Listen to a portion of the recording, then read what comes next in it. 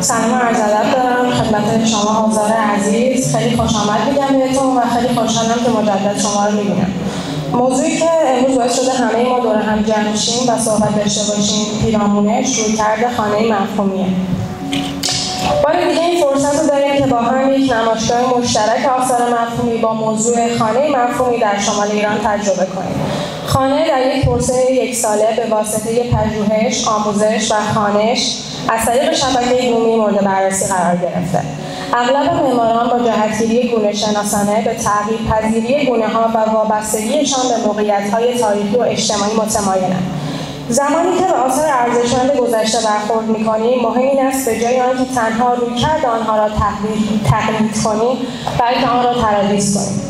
این نمایشگاه یک تمرین و تلاش جمعی از معماران بومی شمال است که سعی دارد با ارجاع به الگوهای بومی، مدل‌های مفهومی همگرا با توجه به تغییرات زیست بوم امروز در جهت ارتقای مفهوم خانه در شمال ایران ارائه دهد.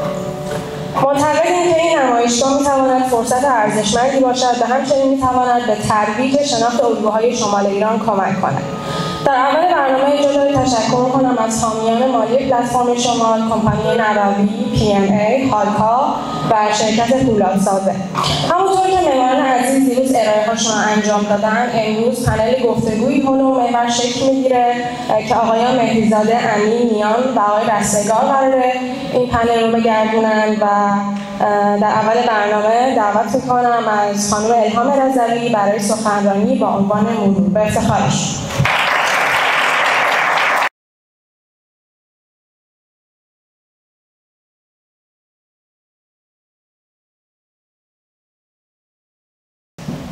این تصویر خاطره 40 سال پیشه. این کودک 3 سالشه و تقریباً چند ماهیه که مادرش رو از دست داده. زندگی این کودک یک کنج اتاق تو فاصله 1:1 بین دراور و دیوار. روزا با تخیل زندگی رو اینجا تخیل، تصور و تمرین میکنه. این فضای ذهنی براش فضای خیلی امنیه. دنیایی که توش میتونه تمام عوامل اون دنیا رو کنترل کنه. این کنج اتاق خونشه و این فرش 3x4 فضای شهرشه که روی این فضا دائما راه میره و شهرش رو تصور میکنه. حقیقت تلخ فوت مادرش رو اینجوری میتونه برای خودش تحمل پذیر کنه با تخیل و این تخیل بهش امید میده و این امید باعث بقاش میشه و این یه راهکاریه که تو آینده زندگیش هم ازش استفاده میکنه. بهناز مترجم میگه که ما تو رنج هامون دست‌های زیادی در میاریم. دست‌هایی که ممکنه تو آینده به دردمون نخورن. ولی این دست‌ها هر کدوم یه توانایی‌هایی هستن که به ما اضافه شدن. و این کودک یه دست خیلی قوی داره که با زندگی درگیر شده و تخیله که حالا بروزش شاید خلاقیت میشه. اینجا 25 سالشه و با 2 تا از همکاراش مرکز معماری ایران رو شکل داده. توی این فضا دیگه فضا براش فضای امن نیست. اون باز یه دنیایی ساخته تو دنیای کسب و کار.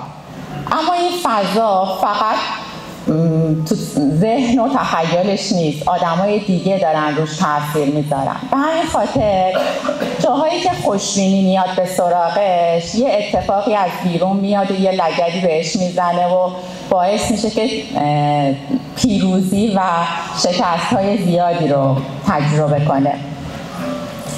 احتمالا فیلم 127 ساعت رو دیدین. من امروز میخوام در مورد قدرت دست‌ها براتون صحبت کنم. فیلم 127 دقیقه برای کسایی که ندیدن یه فیلمیه که من خیلی تو زندگیم برام تاثیرگذار بوده و خیلی جاها بهش فکر می‌کردم. داستان یه کوهنوردیه که بدون اینکه به خانواده‌اش اطلاع بده میره و توی سفری و بین دو تا کوه بین حالت دره گیر میکنه دستشو 127 ساعت دووم میاره و آذوقه و چیزایی که همراهش داشته بین تموم میشه و برای اینکه نجات پیدا کنه و بقا پیدا کنه تصمیم میگیره که دستشو از خودش جدا کنه. اتفاق مرکز معماری برای من این بود. توی مرکز من دنیایی رو ساختم که بعد بذارین اینجوری تمثیل کنم. یه وقتی ما کفش بچگیامون رو خیلی دوست داریم ولی این کفش به همون تنگ شده. وقتی این کفش رو میذاریم کنار دقیقاً انگار یه تیکه وجودی ازمون کنده میشه ولی ما برای رشد باید این کفش عزیز رو از خودمون جدا کنیم. شاید تصمیم من تو مرکز این بود که من این تیکه دستم رو از خودم بکنم و تلاش کنم برای رشد خودم یک کار جدید بکنم. این که تاکید میکنم برای رشد خودم چون به نظر من دقیقاً همینه. یعنی ما توی این مسیر ممکنه اتفاقایی ایجاد کنیم که به دیگران هم توش منفعت، خیر و اتفاقای خوب براشون ایجاد شه ولی واقعیت اینه که تهش تمام تصمیمات ما تصمیمات شخصیه. من صدای اینو میتونم کمش کنم. البته انقدر چیز نیست. کانون سال 93 تأسیس شد. این میشه دقت کنیم؟ اگه باشه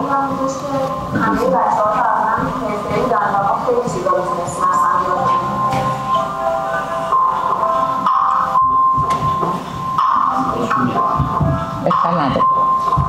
جایی که صحبت میکنه من ساکت میشم. سال 93 با کانون تأسیس کردم با حمایت برادرم و همسرم. این اولین سمیناریه که من همسرم و دخترم کنارم هستن و میخوام اینو یه بهونه‌ای کنم که ازشون تشکر کنم.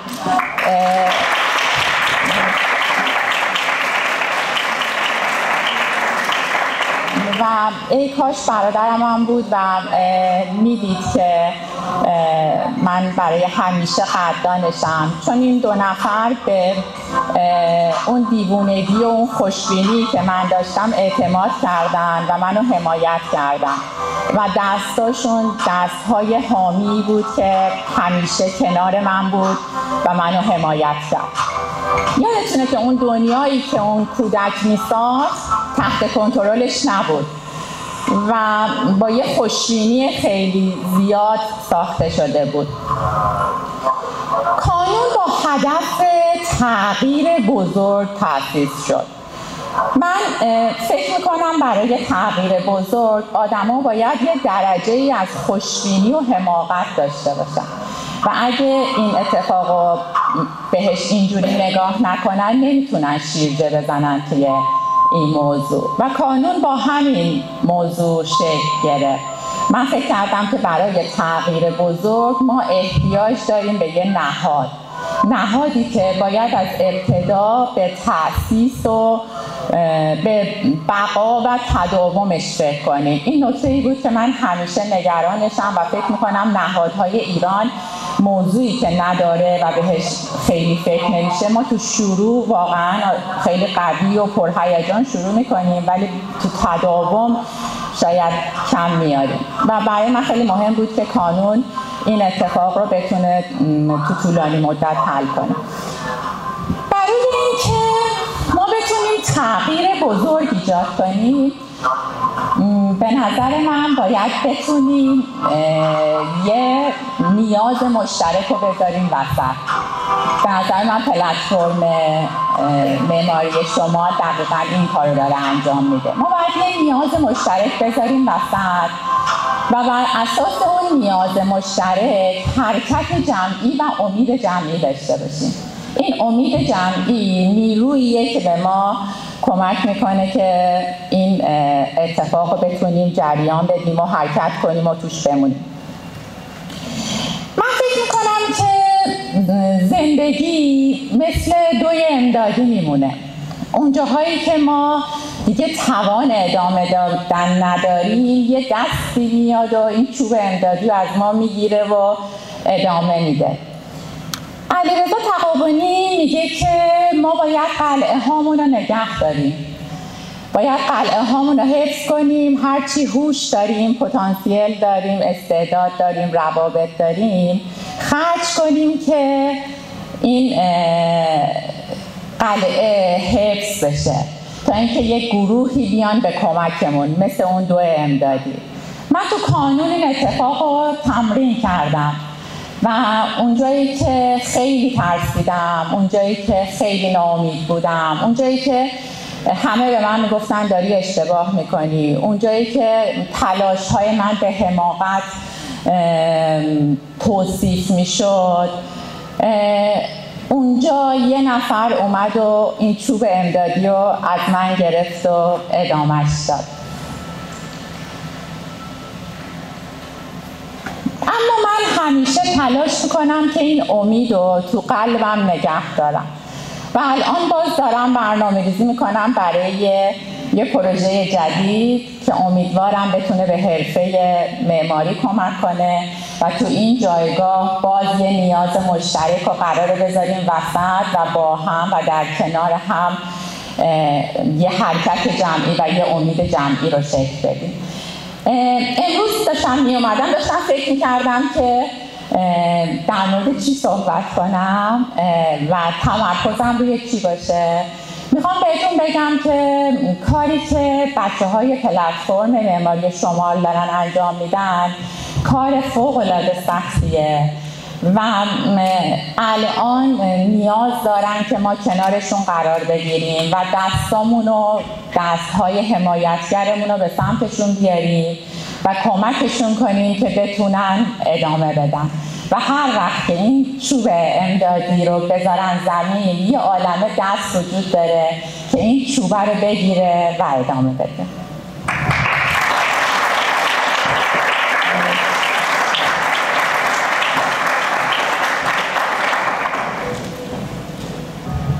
ممنونم از سردار خانم رضوی برای سخنرانی مفیدشون. در این قسمت از اعضای پنل خواهش می‌کنم به جایگاه تشریف بیارن. جناب آقای میلان مهدی‌زاده، آقای فؤاد امین، نیمانیان و آقای امیرعلی هستند. خانم رضوی امکانش هست یه لحظه به جایگاه تشریف بیاریم. مرسی.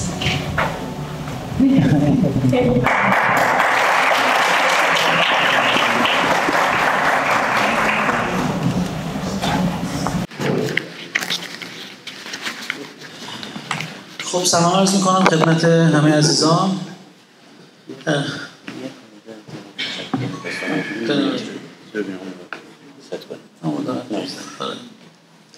خب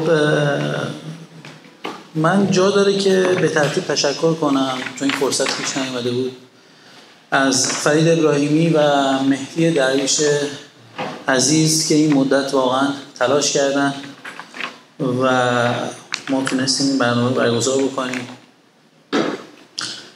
از مصطفی زرودی عزیز که امسال با توجه به موضوع تحقیق مصطفی که در مورد خانه بود ما تونستیم که این موضوع توسعه بدیم و امروز این نمایشگاه رو داشته باشیم. از محمد رضا کوزادی عزیز که همراه ما بود در این مسیر و حمایتاش خیلی به ما کمک کرد. از مجید بیات عزیز که دیده نمیشه ولی واقعا داره کمک میکنه بهمون. از علی اصغرزاده، نیما نوروزی و دکتر عباس غلامی که همراه ما بودن تو اکثر برنامه‌ها و واقعا ممنونشونم. و از تمام دوستانی که در این مسیر 1 ساله البته 2 ساله همراه ما بودن و واقعا ازشون تشکر میکنم.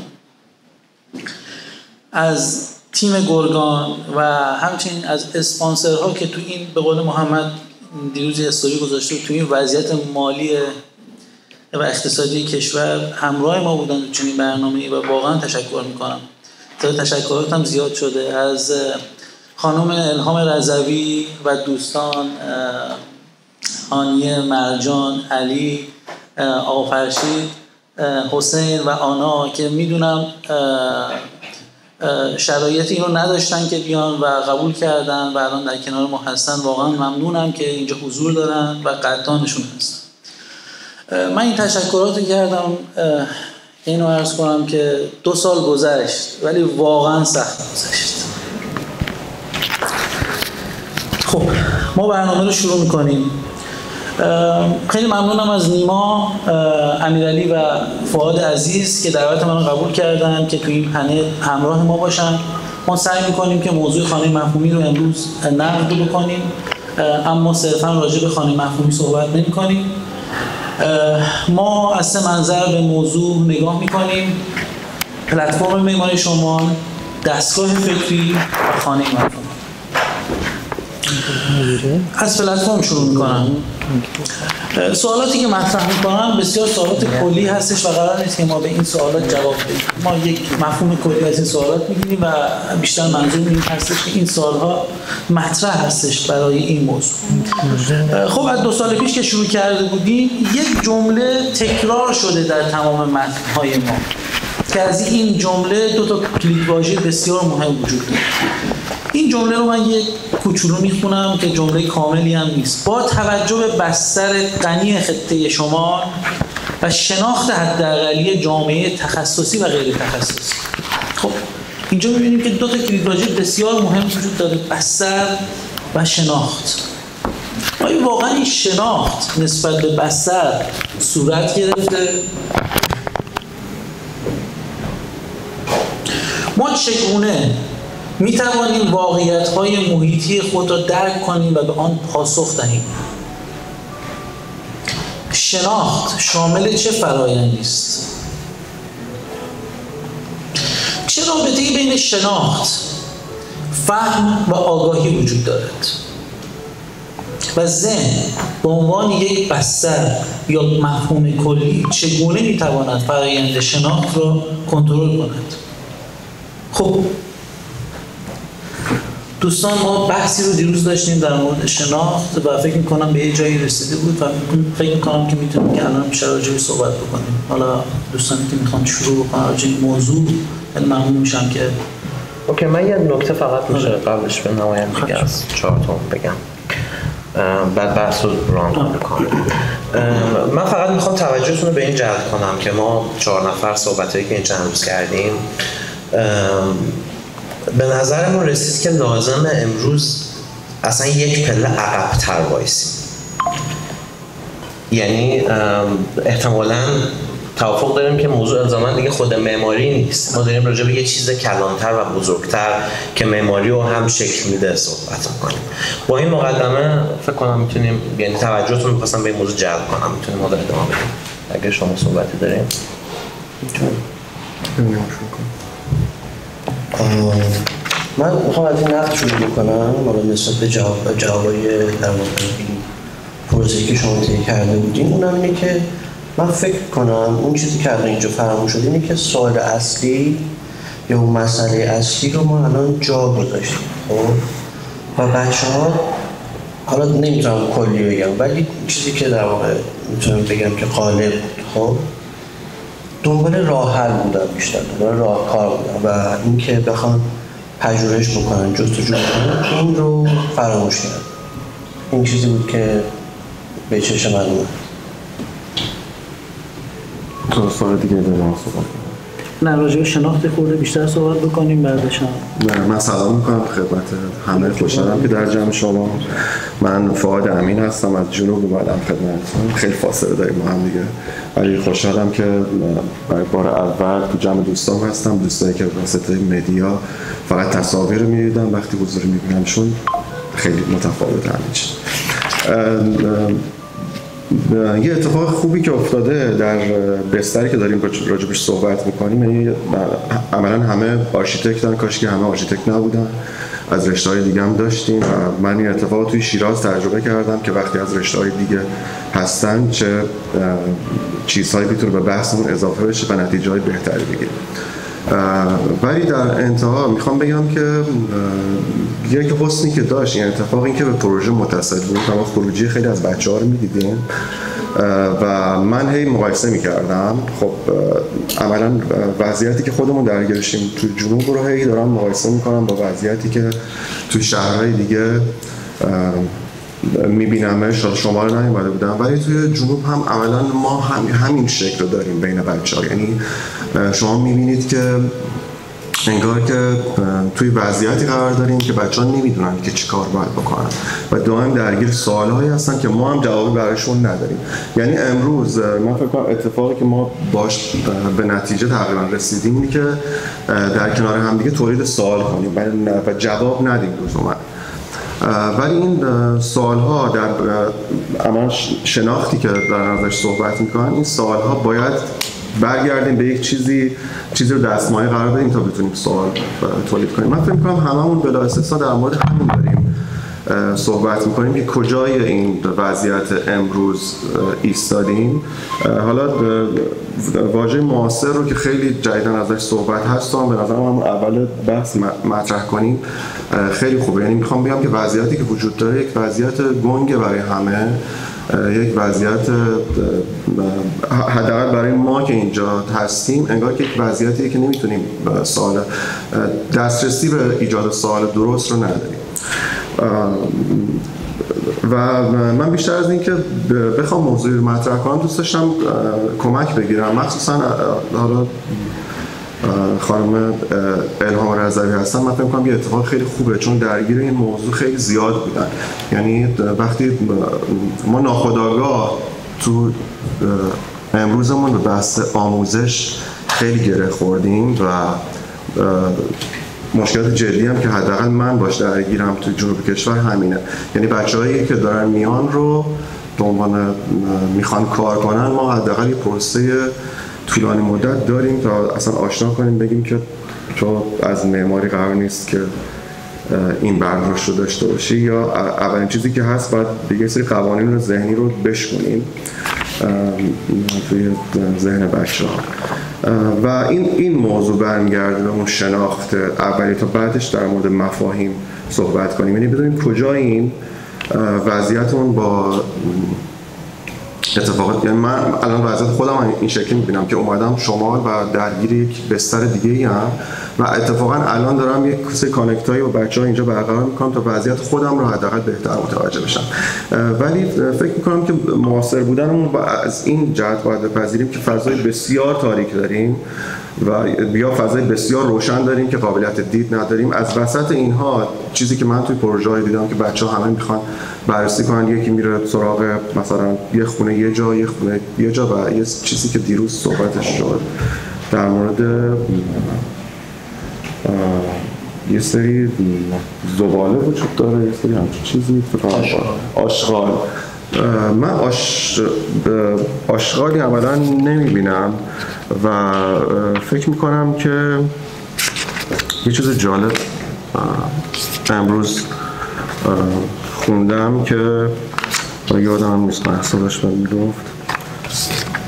فکر میکنم که از چیزهایی که وجود به شکل گرفته باید یه استفاده بشه ولی نمیدونم که چه شکلی و توی امروز نمیکنم راجع این بیشتر صحبت کنیم. من یه نکته میخوام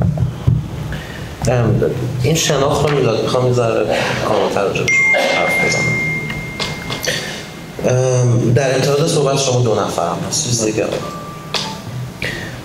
به نظر میرسه که برای پیشرفتن تو زندگی بیش از اون که نیاز به جواب داشته باشیم، نیاز به پرسیدن سوالای درسته. این همون چیزی که بچه‌ها هم بهش اشاره کردن. یعنی شاید این صحبت داره به این اشاره میکنه که ما قبل از خانه مفهومی به یک چیز دیگری هم احتیاج داریم. این که میگفتم یک پله عقب‌تر راجع به این، چون که جواب فقط غیاب سواله و اتفاقا ما هم از جواب پریم. جامعه ما و مملکت ما از جواب پره. ما پژوهش‌هامون هم حول جواب شکل میگیره نه حول سوال. یعنی اصولا تو مقاطع دکترا اینا اتفاقی که میفته اینه که یه سری جواب وجود داره و آدما براش دنبال طرح سوال میگردن و پژوهش شکل میدن.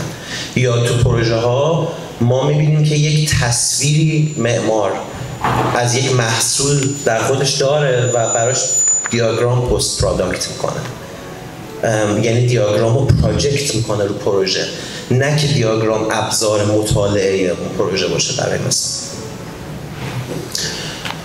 و خب سوال کردنه که به نظر من آدم رو از در غار رسونده به در فضاپیما.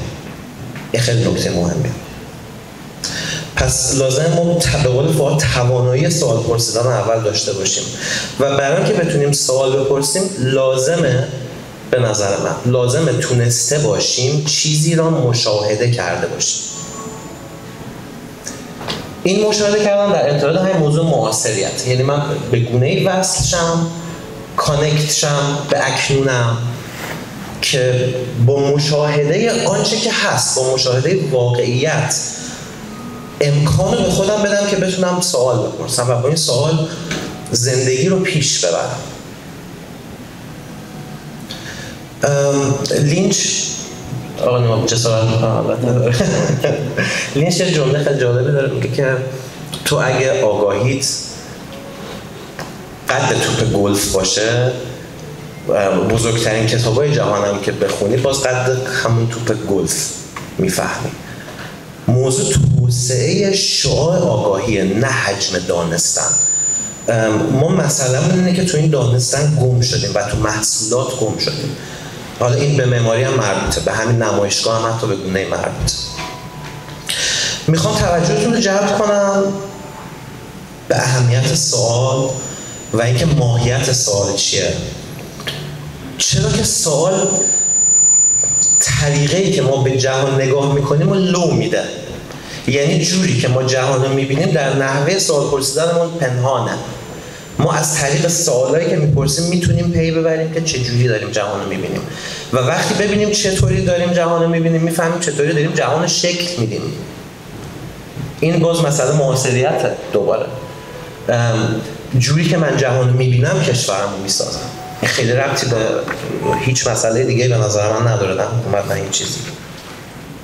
پس من اینجوری جمع‌بندی میکنم که در این مسیر من لازمه بدونم همین الان چجوری دارم به موضوع نگاه میکنم که از طریق پرسشامون آشکار میشه و اگر فهمیدم چطوری دارم جهان رو میبینم میتونم بپرسم که دیگه چطوری میتونم به جهان نگاه کنم و اینجا موضوع تولید اتفاق میفته، امتداد و گسترش آگاهی. و این صحبت این بخش رو با این سوال تموم میکنم که چه کسی از کجا به چی نگاه میکنه. بعد اون صحبتی که کردیم از آن یکی از جالب‌ترین سوالا راجع به معاصر بودن همین. یه سوال انیشتین هم هست که راجع به نسبیت میپرسه چه کسی از کجا به چی نگاه میکنه. حالا میتونید با این عینک برگردیم به این نمایش. میلاد. مرسی. من فکر میکنم که تو مواجهه با موضوع یا مسئله رو اولین گامش رو سوال داری میبینی. بله.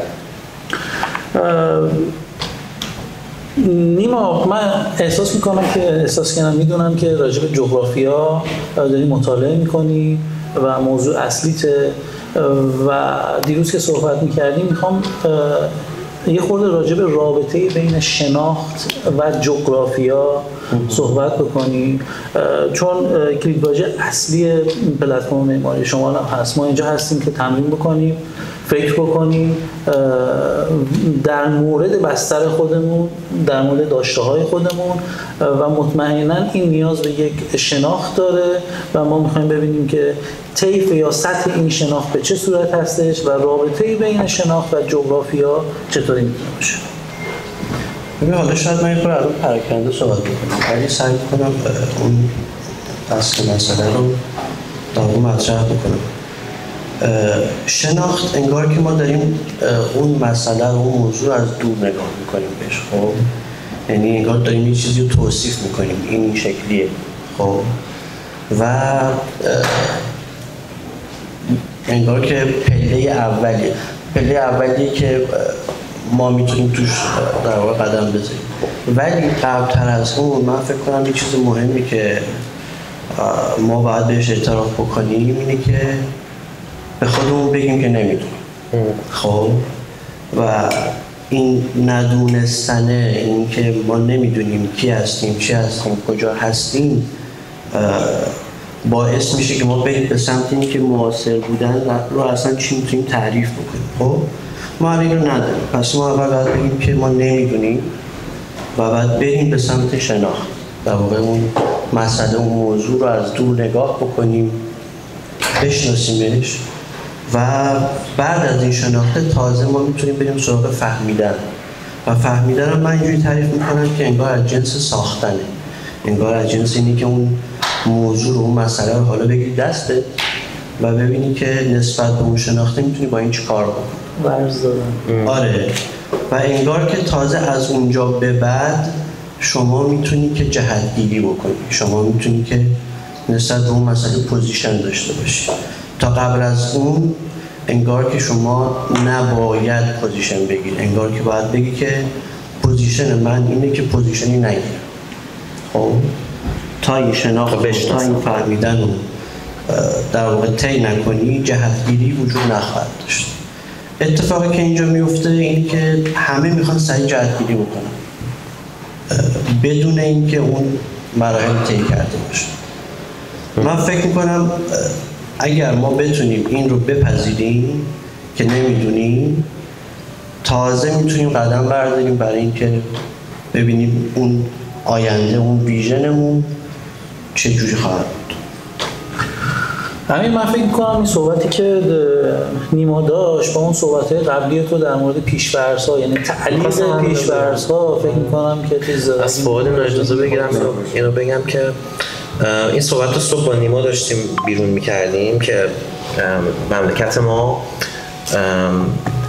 لازم مردم ما از معمارای ما تا تمام اقشار بدونن که نقطه شروع ما با نقطه شروع یک کشور غربی فرق میکنه. این خیلی مهمه به نظر من که ما اعتراف کنیم به ندانستن و به یه ذره وایس صحبت از مکس، از یه تعلل در این که ما داریم چی کار میکنیم و این سوال پرسیدن که ازش حرف میزنیم راه به تعویق انداختن این پیش‌فرض است. یعنی من بدونم به چه شکل دارم جهان رو میبینم و متوجه اون شکل بشم و بتونم معلقش کنم. من چطوری میتونم پیش‌فرضامو به تعویق بندازم و جهان رو یه جور دیگه بفهمم. پس در ابهام و ندانستن آرام گرفتن به نظر من شجاعت میخواد. یعنی ما نیاز به این شجاعت قبل هر چیزی داریم که یک پله بریم عقب برای اینکه بتونیم اتفاقا بسازیم و لازمه برای این دیدن به وسیله سوال بتونیم پیش‌فرضامون، یعنی این عینکی که جهان از پشتش میبینیم، مورد سوال قرار بدیم. دیگه چه جوری جهان دیگه چیه؟ من چه مفاهیمی رو دارم به جهان پراجکت میکنم؟ من فقط یه چیزی که توی حالا دوستانم که دفاتری که کار ارائه دادن حرف بزنم و این بحث رفت و برگشت باشم. فقط من پروژه‌هایی که دیروز داشتیم نگاه می‌کردیم الان بود که موضوع شناخت شده، می‌دیدم که تمام پروژه حالا اگر که غیر از اینه من بگید به غیر از یه پروژه که اومده بود از دورریز درخت تکتونیکش فعال کرده بود که اونم به نظر من شاید نباید اتصالش بود به معماری، فقط می‌ذاشتش کنار و ازش استفاده می‌کردیم. همه پروژه ها از عینک معماری داشتن، معماری رو می‌دیدن و حالا برمیگردم یه ذره عقب‌تر. من دو روز پیش رفته بودیم مراسمی که برای دکتر درویش گرفته بودن. یه جمله جالبی شنیدم از یکی از دوستانشون که داشت میگفت که دکتر درویش این آخریا بهم میگفته که چون موضوع پایان‌نامه خود دکتر درویش هم اینه که چجوری فرم خودش میتونه ایستا باشه، میدونین؟ یعنی من خیلی موضوع جالبیه و الان انگار که خیلی از دفاتر معماری همینو تو بوقا کردن و دارن تو مدیا فعالیت میکنن. موضوعی که خیلی سال پیش یکی مثل دکتر درویش بهش پرداخته. یعنی ما هیچ وقت معماری و سازه رو از هم دیگه تو پروژه‌هایشون نمیتونیم تفکیک کنیم از هم دیگه. بعد داشتیم مثالی میزد میگفت فلانی تو تا حالا دیدی یه برگ گل وقتی یه شبنم میفته روش چجوری داره وزن اینو تحمل میکنه؟ من فکر کنم بستر شناخت این آدم به واسطه سابقه‌ای که داره توی طبیعت داره دنبال یک سری چیزای دیگه میگرده. یاد برمیگردم چون امروز هم 2 تا از بچه‌هایی که با آقای شیردل کار کردن تو جمعمون هستن، برمیگردم به شیردل و اینکه یه نمایشگاه گذاشتم کشور تماشاچی‌ها. فهم درستی اتفاق نمیفته از کسایی که 2 نسل قبل‌تر یا خیلی قبل‌تر از ما یه سری پروژه‌ها رو ارائه دادن و خیلی پروژه‌های جدیه. یعنی ما هیچ وقت دنبال اینا نمیریم، همش انگار که توی مدیا داریم یه جستجوی انجام میدیم و همش هم مثلا تو از لینچ میگی، من این دفعه میام از رمکولاس میگم و انگار که در نمیبینیم که چه اتفاقی اطراف خودمون هست. خود رمکولاس من توی یکی از مقالاش داشتم میخوندم گفته بود که ما در یک جهان بسیار سطحی دیجیتال گرفتار شدیم و هی داریم تکرار و مکررات میکنیم به خاطر اینکه دسترسی ما به تاریخمون قطعه و تاریخ ما خیلی چیز پیچیده ای نیست. مثلا درویش جزئی از تاریخ ماست یا شیردل تو کشور تماشاچی، چیزی که من واقعا با ذهن ناقص خودم فکر میکنم راجبش، فکر میکنم مثلا روی آرایه ها کار که من مینیاتور میدیدم توی کاراش، یعنی شیردل هیچ وقت از عینک معماری به معماری نزدیک نمیشه، ولی من چجوری میتونم از این استفاده کنم؟ هیچ وقت معماری الان ما راجع به شیردل توی جمع خیلی کم دیدم. شاید دعوت شده از نام شیردل استفاده شده ولی از کارهایی که شیردل کرده استفاده نشده. همونجوری که جهانگیر درویش شاید نصف جمعیتی که الان اینجا هستن هم برای مراسمش نیومده بودن. اینو نمیبینم، اینو دلیل کمکاری خودمون میبینم، یعنی نرفتیم سراغ اینا یا لایه‌های دسترسیمون به شناخت کارهای اینا قطعه. مرسی. تو گفتی که از نگاه معماری نگاه نکردن، اینو گفتی؟ من با عینک دائم ساختمان نگاه نکردن. یعنی همش ما درگیر شهر خودم مثال میزنم، خیلی از پروژه ها تو دوره پهلوی دوم هست که تخریب شده یا هر چیز دیگه، ولی دیروز توی یکی از کارها با بچه‌ام داشتیم صحبت می‌کردیم راجع به اینکه فرم اون کار بود و یک ایوانی که جلوی اون کار بود که فقط یک نفر اینجا بشینه، شاید یک نفر دیگه هم به سختی از این عبور کنه. دنبال مفاهیم عجیب غریب نگردیم تو پروژه. مثلا من یعنی اگر که پروژه واجد ارزش معماری هست اوکی، میرم سراغش، ازش یه چیزی استخراج میکنم، ولی قطعا قرار نیست که از تو این پروژه یه چیزی پیدا کنیم. یه جا میشه خانش ما غیر از به پروژه نگاه کردن و اینکه قبلتر اگر که میریم سراغ اون پروژه به بک‌گراندی که پشت اون پروژه هست نگاه کنیم، نه خود پروژه. یعنی معماری ما رو گمراه نکنه. چیه اون بک‌گراند به نظرت؟ ببین مثلا بازم برمیگردم به شهر خودم که اشراف بیشتری دارم، فکر میکنم مثلا تو خیلی از خونه های قدیمی بندرعباس از گرما سری سقف رو میزده و واردش میشده. خب گرما موضوعش بوده. من رفتم سراغ این که این نقاب سایه رو چرا اینجا زده یا هر چیزی. نقاب سایه رو تجربهش رسیده بوده دیگه.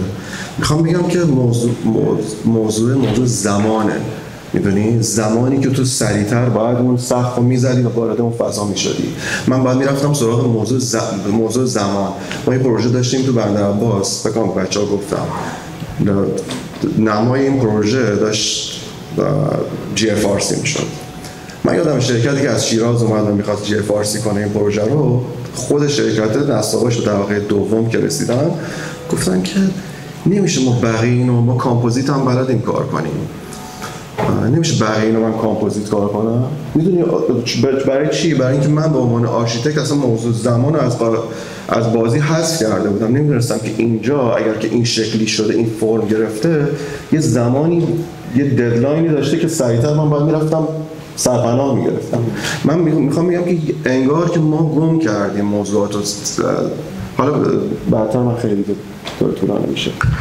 خب من یه خورده از این مسئله میگذرم، میخوام وارد فاز بعدی داستان بشم، ولی این سوال اینجا مطرح میشه که به این سوال توی آخر سر میپردازیم که گذشته و چرا برگشت به گذشته. نسبت شناخت، فهم، آگاهی انسان در بازه زمانی دور با انسان امروز چه تفاوتی داره؟ این فکر می‌کنم یه خورده میتونه نزدیک باشه به موضوعی که ما برای خانه مفهومی در نظر گرفتیم و در انتها راجع بهش صحبت بکنیم. و چرا راجع به شناخت و بصر صحبت کردیم؟ و همونطوری که گفتیم تو 2 سال اخیر پلتفرم معماری شما با یک مدل دیزاین ریسرچ اومده روی موضوعات بومی داره کار میکنه و شاکله اصلی این مدل مشارکت جمعی از معماران بومی بوده که روی یک موضوع تمرکز کردن و به یک شناخت من به نظرم حداقلی به موضوع رسیدیم، نه اینکه بگم رسیده باشیم، تو مسیر هست.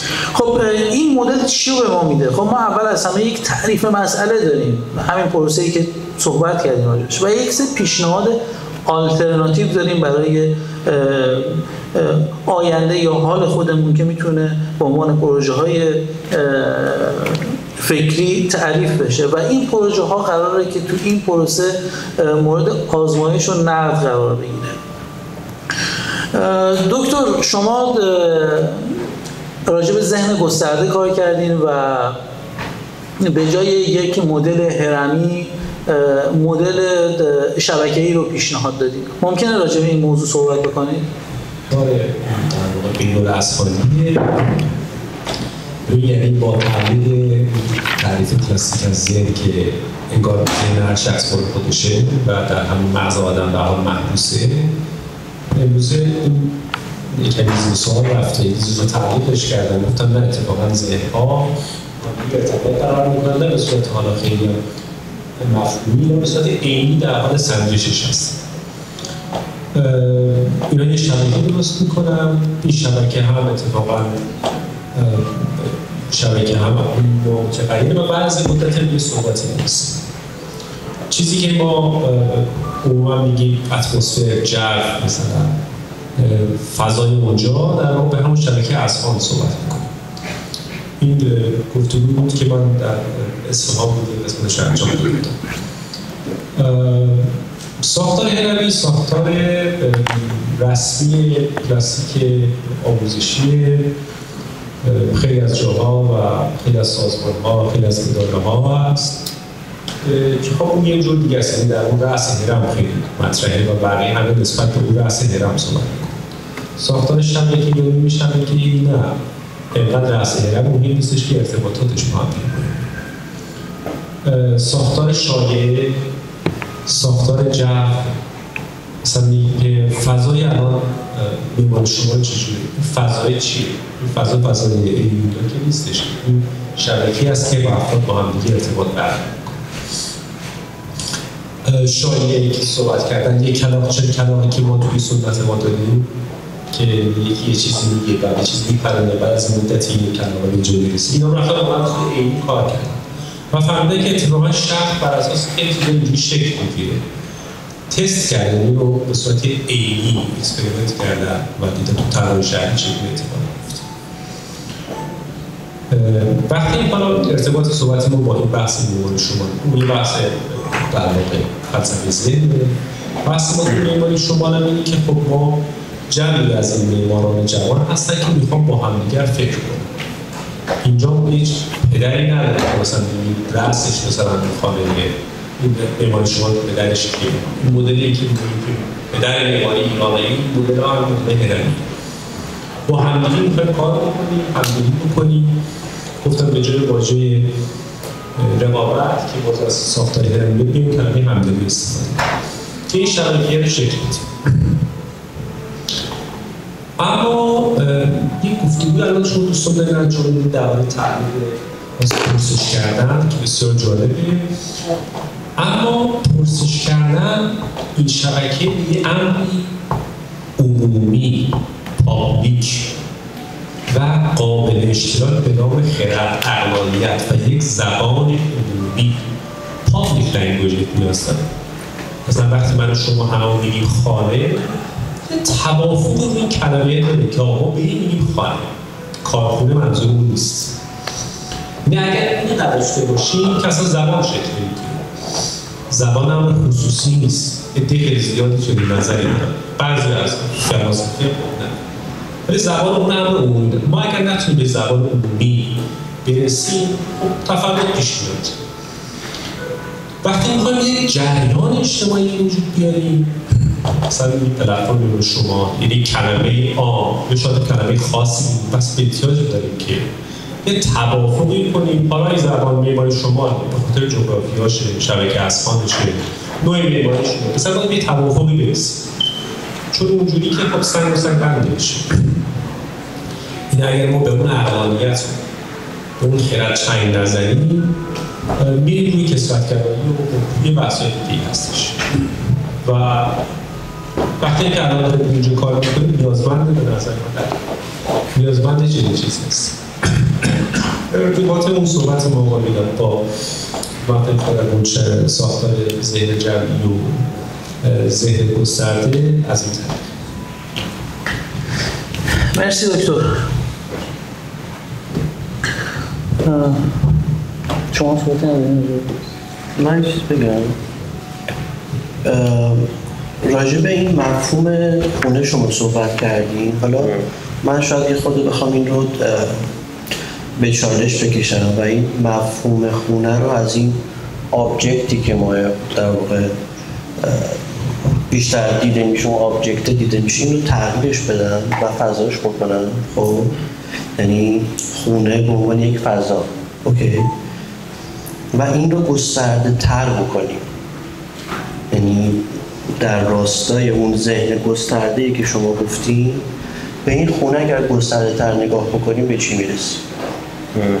فکر کنم که اگر یعنی صحبتایی که داشتیم مثلا اون این که این مفهوم خونه رو به جای اون آبجکت ببریم بذاریم روی ایران، خب، و به ایران به عنوان یک خونه نگاه میکنیم و اون ایران هم نه این گل به کوچولوه، اون سرزمین ایران.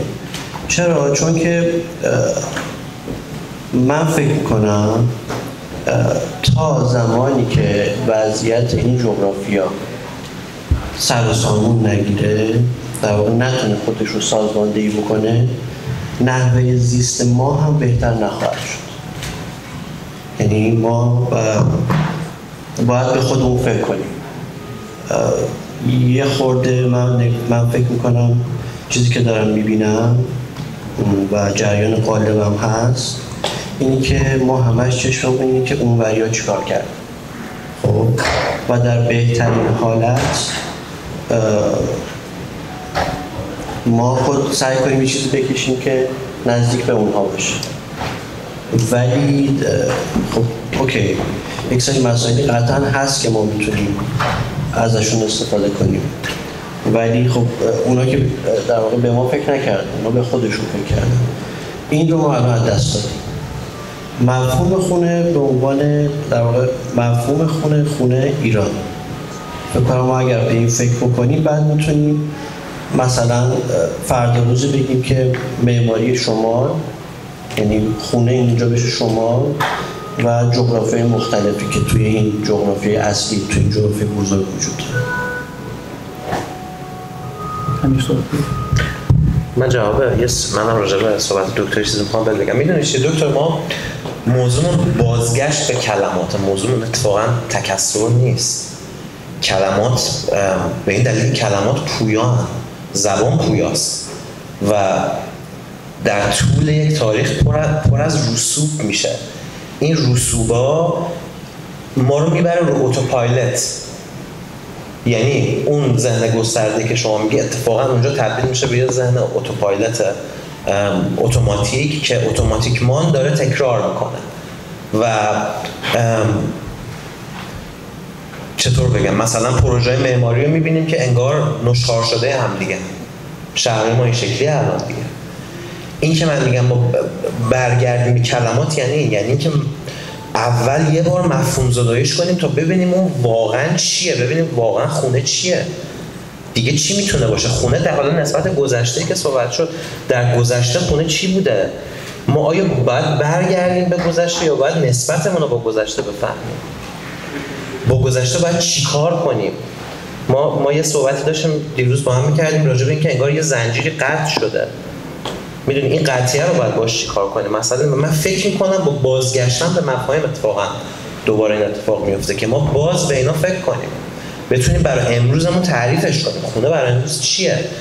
ما توی این پروژه چقدر به این فکر کردیم که خونه برای امروز چیه؟ چقدر این پروژه برآیندی از وضعیتن، دارن سوالی راجع به این چه بودن مطرح میکنن. میدونید چه بودگی خانه. و اینجا جاییه که ما از مکانیزم و از چگونگی برمیگردیم دوباره به چرایی. اینجاست که میتونیم تغییر ایجاد کنیم. میخوام بهتون بگم که اون چیزی که از تغییر دنیا حیاتی تره تغییر جهان بینیه. یعنی از تغییر جهان مهمتر تغییر جهان بینیه. اینه که اهمیت برگشت به کلمات تو این بحث به نظر من زنده میکنه. یک چیز با دکتر که صحبت کنم. من دیروز تو کار شما دکتر یه اسلاید بود بخاری ارج گذاشته بودیم. بعد فکر میکنم اولین کاری که باید بکنیم، اولین کاری که نمیدونم چندمین کاری باشه که باید بکنیم، این کارکرد نوستالژیکر از این بگیریم. کارکرد بخاری ارج یه کارکرد نوستالژیک شده الان. شما که با این نمیخواید گرم کنید یه فضای خونه رو دیگه. وقتی که من این کارکرد ازش میگیرم و بهش حمله میکنم، تازه میتونم بگم که چرا ارج تبدیل شده به یه بخاری نوستالژیک. حتی برای من که تو بندر عباس دارم کار میکنم و هیچ بخاری دیگه این اتفاق براش نمیافتاده. میخوام بگم از کارکرد راجع به خانه هم همین اتفاق میتونه بیفته. چون مرسی از شما. من سعی میکنم که کلا از معماری خارج بشم و شما در موضوعات معماری بیارید. نه منظورم اینه که اگر کار استفاده دیگه‌ای بکنیم اول باید کارکردی که الان داره ازش بگیریم. امیر تو میگی که ما میخوایم برگردیم، بهتره که برگردیم به یک سری مفاهیم. اصلا میخوام بدونم که من سعی میکنم از معماری خارج بشم. اصلا مفهوم چیه؟ و مفهوم در چه پروسه‌ای تولید میشه و داره چه فاکتورایی هست؟ اصلا ما به چی میگیم خانه مفهوم؟ اصلا چرا ما میگیم مفهوم خانه؟ یعنی تو صحبت‌هایی هست مفهوم خانه یک معنای بزرگتری داره. یه جایی میگیم خانه مفهومی، انگار داریم به اون خونه راجع به این ممکنه یه خورده بیشتر صحبت بکنیم که اصلا من میگم این موضوع معرفت شناسانه است بیشتر. من نمیدونم چقدر کیپبلم برای اینکه بگم فهم چیه. شاید دکتر بهتر بتونه کمک کنه به این قالت. ولی من اینو میدونم که پدیده ها به خودی خود چیزی نیستن و به خودی خود اونقدر معنایی ندارن تا جوری که من به واسطه فهمم اونا رو دارم به وجود میارم و خانه هم از این موضوع مستثنا نیست. یعنی خانه هم تعریفیه که من گفتم چیزهایی که ما به جهان پراجکت میکنیم میشه فهممون. یه بخشش در ما، یه بخشش در اون پدیده است. یعنی به واسطه شناختن اون ما اونو دوباره داریم خلق هم میکنیم انگار. من حالا اینو اینجوری میفهمم. از دوستانی که توی پروسه این دیزاین مشارکت کردن کسی هست که بخواد جوابی داشته باشه برای این موضوع؟ به صحبت کنه راجع به موضوع. خب از بحث مفهوم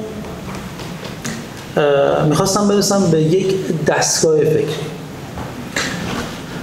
فکر کنم راجع به اینم دیروز صحبت کردیم و میتونیم یکی از شما صحبت بکنیم. اصلا دستگاه فکری چیه و چه تفاوتی بین مدل فکری و دستگاه فکری وجود داره؟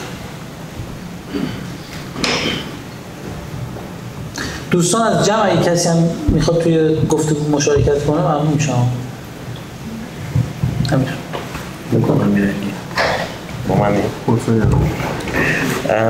دستگاه فکری به نظر من همون موضوع همون جهان بینیه. جهان بینی تو دستگاه فکری تو درست می‌کنه و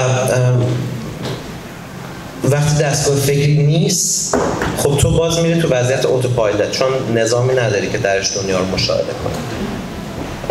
بازم من اینو اینجوری میفهمم و خب مدل مفهومی هم در امتداد هم دستگاه فکری شکل میگیره. یعنی تو از نحوه نگاهت به مسائل که گفتم از سوال پرسیدن قابل ردیابی و شناخته در امتدادش مدل مفهومی هم شکل میگیره. حالا باز میخوایم بحث یه ذره چیز کنیم. من میخوام از این سوالات برسم به خود خانه مفهومی که یه خورده خب تو این مدت سری سوالات مطرح شده بود که اصلا چرا خانه مفهومی، اصلا خونه تو خودش مفهوم داره یا چرا مفهوم خونه نه یا خونه مفهومی. تو خودت بگو چرا خانه چرا اینو رو انداختی؟ میگم من هدفم از این برنامه بیشتر به این سمت بود که ما هممون با هم دیگه بتونیم که یک پروسه دیزاین رو در مواجهه با یک موضوع تجربه کنیم. یعنی محصول اصلا مهمه. یعنی وقتی توی دستگاه فکری اطلاعات وقتی وارد میشن خب یه پترن اولیه‌ای داره صورت میگیره. اون پترن اولیه من احساس میکنم که خیلی ممکنه مهم باشه برای پروژه، یعنی آغاز رشد یک پروسه است، آغاز توسعه یک پروژه هستش که فرم نه صرفاً فرم ها اونجا ممکنه که تولید بشن، مفهوم نه صرفاً مفاهیم ممکنه که اونجا تولید بشن و یک مفهوم ممکنه قابلیت حالا انتزاعی تر شدن داشته باشه. یعنی بیشتر از هدف یعنی تو میگی شناخت ما از موضوع اطلاعاتی وارد یک نظام فکری، یک دستگاه شناختی میکنه. دقیقاً جهانبینی من با توجه به مسئله و سوالی که برامون مطرح میشه و از تو این یه مدل بیرون میاد که تو میخوای این کارو بکنی. خیلی از آرشیتکت‌های به نامی که ما میشناسیم حداقل تو اسکیل جهانی و اینا به یه امر کهنی پیوندی دارن.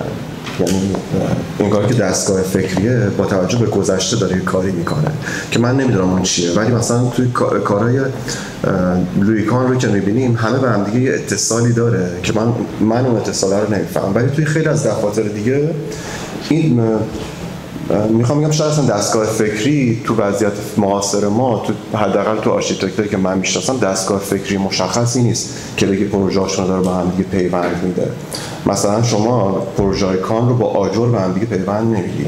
یک چیک امر کهنی در تمام اینا هست که داره تمام پروژه‌ها رو به هم دیگه پیوند میده، ولی تو آرشیتکتوری حداقل تو کارهایی که الان کار معاصر ما شما پیوندی به پروژه نمیبینید. باگ میبینید که بگن این امضای کار توئه، امضای به نظرم باگه و فکر میکنم که اون دستگاه فکریه رسیدن به اصلا سوال تو شاید من جوابی واسش ندارم، ولی میدونم یه چیزی هست که اون داره ازش وام میگیره و تو تمام پروژهش میتونه ساری و جاریش کنه، یه سری مفاهیم رو داره انتقال میده به شکل کاملا درستش، ولی فعلا ما دسترسی بهش نداریم. اتفاقا برای همچین جمعایی مثلا برای جنوب به همچین چیزی فکر میکنم چه چیزی میتونه مشخصا پروژه ها رو در یک اسکیل بزرگتری به هم دیگه پیوند بده، نه فقط پروژه های یک شخص رو، پروژه های یک بستری رو میتونه به هم دیگه، یعنی من به عنوان یک کل منسجم‌تر به پروژه نگاه کنم. اصلا پروژه هایی که ما دیروز دیدیم آیا نقطه پیوندی داره که من برم سراغ اون بگم این تو تمام پروژه این مفهوم تو تمام پروژه ها مشخص بود یا نه صرفا فقط برداشت یه موضوع دیگه هم هست من بعدا هم دیگه بحث بچرخه صحبت ندارم. من این صحبت رو میبرم سمت بچه‌هایی که تو این فرآیند خانه مفهومی مشارکت کردن و دوست دارم که صحبت کنم راجع به این موضوع.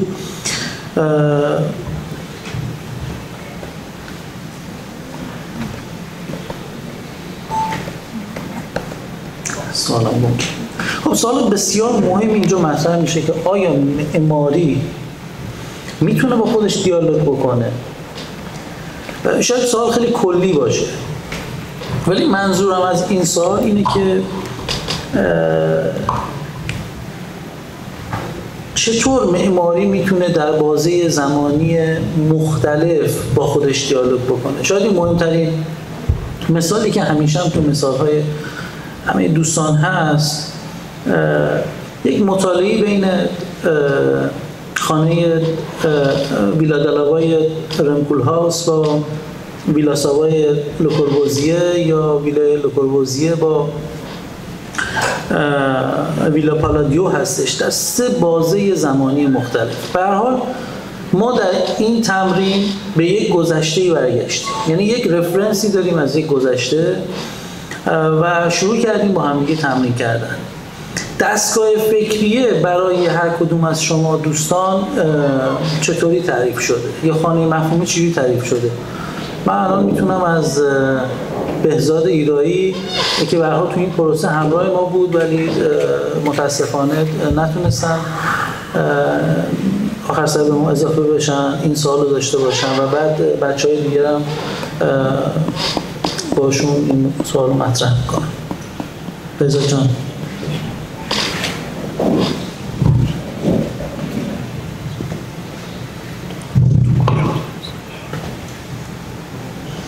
عرض سلام دارم خدمت همه دوستان و عرض پوزش دارم از همه دوستانی که برگزار کردیم گوش بودن و خصوص میلاد عزیز که از جزئیات موضوع با خبر ما تا روز آخر رویتش تلاش کردیم که حضور داشته باشیم و در واقع محصول داشته باشیم و محصول رسید اما بذاتی نتونستیم داشته باشیم که به خاطر همین از این فضا فاصله تشکر میکنم از دوستانی که حاضرن و من ازشون کنی چیز رو کنم.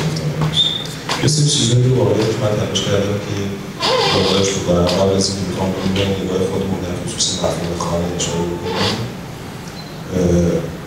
خواستم این موارد رو مطرح میکنم که فکر میکنم در جمع کنم، چون فکر میکنم از اکثر کسایی که تو این جمع هستن دانشجو هستن، شاید اینجوری فکر میکنم. من خیلی نوشته شد واقعیتش فکر میکنم که یه سری واضحاتی توی حوزه معماری وجود داره. توی هر فستیوالی که باشیم در همش زیاد بحث میشه که همونجور که شما خودتون بهش پرداختید ما احتیاج داریم که این سوال رو از چند تا دل قبل‌تر بپرسیم. یه موضوع این که من تیف‌بار یه سری مواردی رو نوشتم که در مورد محصول چیزی که برداشت خودم از صحبت شما و خیلی لذت بردم.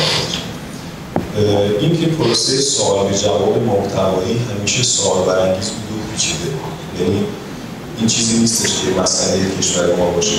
در تمام کشورهای دنیا مسئله کانسپت و محتوا چیزی بوده که همیشه سوال برانگیز بود و امروز یعنی درست مسئله نشده نیست. به دلیل اینکه ذاتاً هنر اینه. یعنی ما داریم در مورد بحث خلق صحبت می‌کنیم.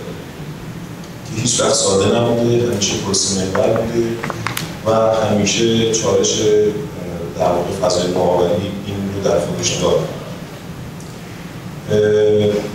من فکر می‌کنم که یه مقدار ریشه‌ای‌تر باید به موضوع بپردازیم. یعنی باید ببینیم که اگر قائل به این قضیه هستیم که هنر محصول سیر اندیشه هست، از کجا شروع شد نیندیشیدن در کشور ما؟ یه زمان داره دیگه، درسته؟ فکر همه زمان دقیق شده بود. از یه زمانی همه ما تلاش کردیم که کمتر فکر کنیم و زمانی که این پروسه اتفاق افتاد اثر خودش رو در طول زمان روی همه محصولات هنری از جمله معماری گذاشت. یعنی ما می‌بینیم که خیلی بی‌رحمانه ضمن که مسائل در واقع تولیدات معماری تغییر پیدا کرد و همون نسبت معماری که ارزشمند بودن هم دیده نشدن. اثباتش هم همون فرمایش دوست عزیزی که فرمایش کردن که چرا ما حضور نداشتیم مثلا در مراسمی برای برگزار شد. من با ایشون دیالوگ زیاد داشتم واقعیتش و خیلی هم تلاش کردم که در مراسمشون حضور داشته باشم، ولی در تایم‌های آخر فکر کردم که من با ایشون صحبت‌هامو کردم و حضور اونجا چه معنی واقعا حضور داشته باشم. و ایشون هم پر از دغدغه بود. دغدغه این که ما چه باید بکنیم، چه باید بکنیم خیلی مهمه دیگه. اون چیزی که تو ذهن خود من پررنگه اینه که فکر کنم جامعه معماری با یک واژه آشناست. یعنی ما هم گفتیم که معماری زمان است دیگه، درسته؟ داریم تو دوره زندگی می‌کنیم که وقتی شما می‌بینید که مسائل مختلفی وجود داره که اگر معماری قرار باشه اونا رو نمایش بده، فکر کنم وظیفه خوش درست انجام بده. یعنی این یه واقعیت خیلی تلخه دیگه. ما داریم در مورد موضوعی صحبت می‌کنیم که در واقع قراره که ایدئالش رو بدونیم، اما طبیعت معماری چیز دیگه‌ای رو از ما می‌خواد. یعنی اگر ما امروز فرض مثال از مطالعه دوره صفویه در معماری دوره صفویه الگوهایی رو برداشت می‌کنیم از نوع زیستنشون، عادات جاریشون و مسائلی که مترتب بوده در نوع زندگی اونها، متوجه یه سری موضوع معماری همچین گفته در اونها، درسته؟ اگر قرار باشه 100 سال بعد در مورد امروز ما مطالعه اتفاق بیفته، آیا ما انتظار داریم که دیتاها بیش از این چیزی باشه که امروز وجود داره؟ یه سوال. یعنی شاید باید اونجوری بگیم که نوع نگاه ما به خانه مفهومی اگر بخواد غیر از این باشه که ما محصولاتی رو ارائه بدیم، پیش درآمدش رو بگم که زندگی آدم ها همیشه بوده که معماری رو ساخته، یعنی آلات جاری مردم بوده که نکاتی رو در دوره‌های مختلف ثبت کرده و از ثبت اون مکتوبات معماری شکل گرفته. درسته؟ خب امروز ما داریم چیزی رو پیشنهاد میدیم که نگرش مردم و نوع زندگیشون از این واژه‌های ما دوره. یعنی در واقع ما داریم نگاه خودمون رو به نوع زندگی رو تحمیل می‌کنیم. یه پارادوکسه. باید اون وجود می‌داشت که این شکل بگیره و ما می‌خوایم یه مدل آماده‌ای رو ایجاد بکنیم که اون مدل آماده خیلی شیکه، خیلی عالیه و تحمیلش بکنیم به عادات جاری که پر از آشفتگیه. آیا این دوتا همدیگر رو پیدا می‌کنن؟ من می‌خوام به شما بگم که در پروژه اخیری که داشتم علیرغم اینکه تمام تلاشم تولید محصول بوده، در نتیجه به این رسیدم که زندگی آدمایی که دارن براشون خونه کار می‌کنم یا هر آن چیزی دیگه که فضای زیستی باشه اصلا تطبیق با نوع معماری من نداره و اونو نمیتونم باش هماهنگ بشن. چه باید کرد؟ یه سواله. فکر می‌کنم اگر قرار باشه که این سوال یه جواب درست بدیم، راه اصلیش اینه که ما نسازیم که این موضوع خودش از دو ناحیه آسیبه. یکی اینکه آدم‌ها جا باید زندگی می‌خوان و ما نمی‌تونیم نسازیم در هر حوزه. موضوع بعدی این که اون وقت باید با هیجانات خودمون چیکار بکنیم که می‌خوایم بسازیم. خیلی مهمه که اون مرحله از پختگی برسیم که مطالعه بکنیم، پژوهش بکنیم و نسازیم. یعنی می‌خوام اینو به شما بگم که نگاه من در معماری، نوع معماری مفهومی که مطرح شد، علیرغم اینکه شاید اصلا یکی از موضوعاتی که باعث شد که انگیزه لازم رو در لحظات آخر برای نشون دادن محصول نداشته باشن این بود که اصلا این سوال چقدر درسته. علیرغم اینکه این سوال درسته، ولی در واقع اون شیبندی‌ها ما داشت به سمت محصول می‌برد و ما می‌خواستیم محصول نداشته باشیم. خب یعنی در واقع توی بازی قرار گرفته بودیم که خودمون پولش رو بردیم. می‌دونید چی میگم؟ این که بخوایم نسازیم کار راحتی اصلا نیست، ولی نیاز مبرم ما فکر کردنه و چاره‌ای نداریم که جز اینکه به نظر من یه نسلی فدا بشن برای اینکه تولید خوراک بکنن. تولید خوراکی که این توانایی رو داشته باشه که به عنوان آلترناتیو بتونه آینده معماری رو بسازه. خونه مفهومی که واقعیتش ما بهش فکر کردیم از یه ژنوم شروع شد، یعنی مطالعه ژنوم. خونه منوشهری بود در آمو و ما تلاش کردیم که بیش از این که به صدای بنا گوش بدیم، به صدای آدمایی گوش بدیم که درش زندگی کردن. به دلیل اینکه زمانی که رفتیم که مطالعهش بکنیم اون فضا کاربری جدید پیدا کردیم، تبدیل به یک فضای کافه رستوران شده بود و احساس کردیم که یک با یک جسدی مواجهیم که فقط داره ازش بهره‌کشی اقتصادی میشه و اون دیگه کارکرد نداره. ما صدای آدمای گذشته رو داخلش میشنیدیم و تلاش کردیم که دنبال اون صداها بریم که کجا کلید واژه‌ن، کجا میتونن اثر به ما بدن، کجا میتونن واژه‌هایی رو بدن که ما بتونیم اونا رو در واقع بازخوانی واژگانی بکنیم، ترجمان واژه داشته باشیم که در نهایت برای اینکه بیش از این وقت جمع نگیرم مطالعه کردن نکنم به یه سری واژه‌های مشخص رسیدیم. اون واژه‌های مشخص قدرت تبدیل شدن رو پیدا کردن و در نهایت ساختار شکل گرفت که اتفاقا خیلی راغبم که بعد از این جلسه تمام شد حتما به دوستان این رو در میون بذارم که کار ما رو هم در واقع داوری می‌کنن که خیلی خوبه. نه همه دوستان می‌کنن. نگاه من به خانه مفهومی اینه که ما باید از آینده صحبت بکنیم. مفهوم واژه مشخصیه وقتی مطالعهش می‌کنیم. یعنی وقتی این واژه رو واژه کاوی می‌کنیم می‌بینیم که داره از آینده صحبت می‌کنه. پس نمی‌تونه برای حال هیچ محصولی داشته باشه، هیچ برنامه‌ای داشته باشه. اما می‌تونه یه آلترناتیو داشته باشه برای اینکه اون آلترناتیو اون ژنوم بتونه تاثیر بذاره روی پروژه‌ای که ما آینده در پیش خواهیم داشت و بیش از این باید تلاش بکنیم که روی نوع زیستن خودمون و جامعه کار کنیم از اون جاهایی که امکانش وجود داره برای اینکه بتونیم یه سری اصلاحات تو این زمینه به وجود بیاریم که مردم خواستار درست خودشون رو پیدا کنن. من قبلا این رو میگم به عنوان حسن ختام صحبت خودم توی همین مراسم با یکی از دوستان صحبت کردم، گفتم که به نظر من خیلی مهمه که ما از این کلونی خارج بشیم، چون توی کلونی معماری خیلی داره صحبت میشه ولی بیرون از اینجا هیچ چیزی که از معماری نداره. ما هرچی می‌خواستیم یاد بگیریم تو دانشگاه یاد گرفتیم. خیلی خوبه که از اینجا به بعد مردم رو دعوت می‌کنیم به اندیشیدن در مورد نوع زیستن، اینکه از معمارشون باید چی بخوان و چه جوری باید اون رویه رو برای خودشون داشته باشن که معماری رو درک بکنن و حس بکنن ازش لذت ببرن. ممنون که من گوش دادید. مرسی.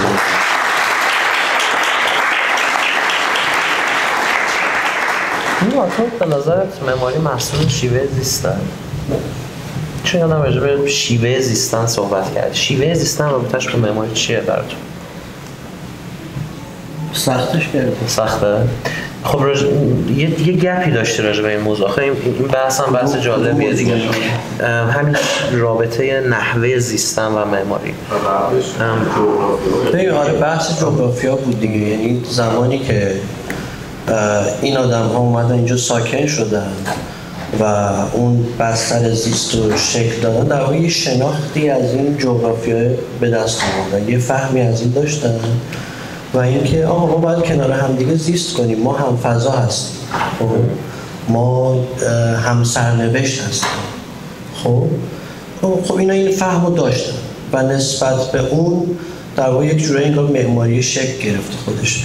اون بحثی که داشتیم راجع به تمدن همین بود. یعنی تمدن تعریفش میشه در واقع مجموعی از شهرها که به واسطه شبکه‌ای از راه‌ها به هم دیگه ارتباط دارن. خب و اینها رفتار دارن به هم دیگه میدن و از هم دیگه میگیرن و در واقع روی هم دیگه دارن تاثیر میذارن و نحوه زیسته داره تو این فضا شکل میگیره خودش. به همون نسبت هم داره معماری شکل میگیره. یعنی صحبتی که فکر کنم فؤاد کرد که اون بحث این بود که از نگاه معماری، من فکر کنم تمام اینا از نگاه معماریه. یعنی اوکی جغرافیای ابزاریه برای اینکه من بتونم معماری رو بکنم دیگه و بشناسمش. یعنی اون داره یه سری اطلاعات به من میده که من بتونم نسبت به اون معماری کنم. خب نمیدونم چقدر میخوام به این برسم که آیا به نظرتون معماری قبل از ساختمون بودن راجع به یک چیز دیگریه دیگه؟ آره تو اینجوری فکر میکنی یا نه؟ راجع به چیز دیگری به جز ساختمون، یعنی قبل از اینکه معماری ساختمون باشه، چون یه چیزی که همیشه سوال مصطلحیه. رانه‌ای به جز این داره دیگه احتمالاً، نه مثلا آیا اون همین شیوه زیسته است، آیا ایده است، میدونی؟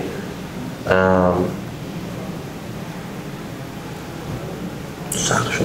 من فکر کنم هم نحوه زیست، یعنی من مهمترین مسئله در نحوه زیست.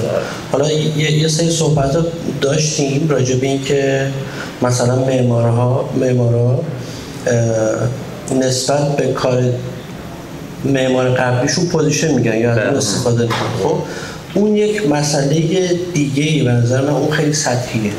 من اون خیلی سطحی میبینم با اینکه بسیار بسیار بسیار ارزشمنده. خب منم بسیار ازش لذت میبرم. خب ولی تا زمانی که این نحوه زیست وجود نداره، یعنی اون فهم اون رو نداریم، خب اوکی حالا ما یعنی به نظر معماری نمیتونه اتفاق بیفته. نه دیگه نمیفته. یعنی ما داریم با هم بازی می‌کنیم صرفا. میدونی؟ پس این بازیه برای تو معماری نیست. یعنی هست یه بخشیشه. یه چیز غنی‌تره که بخشیشه. آره. و صحبتی که فؤاد کرد، من فکر کنم فؤاد مسئلهش در واقع دستخوشش روی پداگوژی بود. روی آموزش بود. ما در واقع یک گسستی داریم، این آموزش درست انتقال پیدا نکرد. الان دوباره باید برگردیم اون رو در واقع بدونیم چی بوده و حالا دوباره بهش فکر کنیم بریم حالا با اون میشه چی کنیم. من فقط یه در ادامه بحثی که ما از ایرانی فکر کنم مطرح کردن خیلی جالب بود راجع به نساختنه که موضوع خیلی ها هست میگن نسازیم و خیلی ها تو جامعه معماری شنیدین نساختن. من یه چیزی رو به واسطه وامدار محمد پرویزی هم تو معرفی کردن یک کتاب از آگامبن به من راجع به انسان و آنارشی هم چیزی بود. ولی جالبه این بحث اینه که در مورد یک موضوعی که هم به هنگام و نابهنگام صحبت کرد، آگامبن راجع به فقر صحبت کرد، فقر و ثروت. گفت که حالا میخوام من اینو یه ذره بین‌المتنی بحث میکنم به وضعیت الانمون که میگم که در معماری شاید نشه جستجوش کرد و صحبت‌های کلیدواژه‌ای که بچه‌ها دارن میدن مربوط به همین میشه. گفت که فقر راجع به وقتیه که شما امر ضروری رو نداری. وقتی امر ضروری رو نداری یعنی امر غیر ضروری وجود داره، ولی توی ثروت امر ضروری داری و انباشت داری. اینو میگفت توی ثروت تو هیچ وقت نمیتونی امر غیر ضروری رو به دست بیاری، یعنی نه به دست نیافتنی نیست. و موضوع الان ما اینه که ما توی بحث استفاده و مالکیت وجود میاد. تو پروژه‌های فکر کنم قاجار مثال یا صفویه رو مثال زدید، فکر نمی‌کنم موضوع ثروت بوده تو اون کسی که کارش اصلا جابجایی مثلا یک محصول بوده از چین وارد ایران می‌کرده.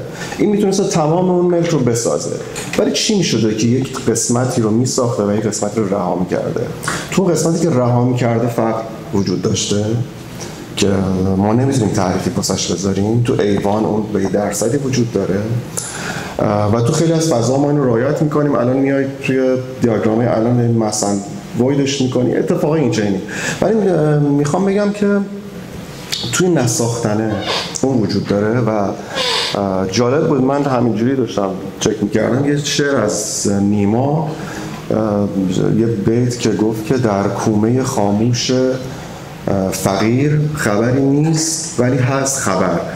و خیلی واسه جالبه، یعنی ما تو شاعرامون اگه بگردیم میبینیم که موضوعاتی که الان مثلا یه فیلسوفی که کلی مثلا ترند شده و کار داریم میبینیم، مثلا نیمایشی اون زمان تو یک مثلا چرا خاموش رو انتخاب کرده و ما انگار که تو اون فضاهایی که هیچ چیزی نیست بزرگترین الان موضوع اینه که ما مالکیت 100% رو میخوایم و اینجا خیلی اشتباه نشه فضای قابل استفاده‌ای که نتونه جنبش دسترسی داشته باشه. مثلا ما تو چند تا از پروژه‌ها تجربه‌هایی کردیم راجع به اون فضای ویدی که وجود داشت که واحدهای دیگه بهش دسترسی نداشتن، مربوط به یک خانواده است، ولی خانواده دیگه هم میتونن ازش استفاده کنن به عنوان فضای توهی. میخوام بگم این بحث‌ها شاید یه جایی بین‌المتنی متصل بشه به ادبیات و فلسفه و اونجا ما اینا رو میتونیم پیدا کنیم. یعنی موضوع منم همین بود که شما داشتید میگفتید. مرسی. صحبت کنم. خب برگردیم به پروژه‌های بچه‌ها. این کوچولو راجع به صحبت نکنیم ولی صحبت بکنیم.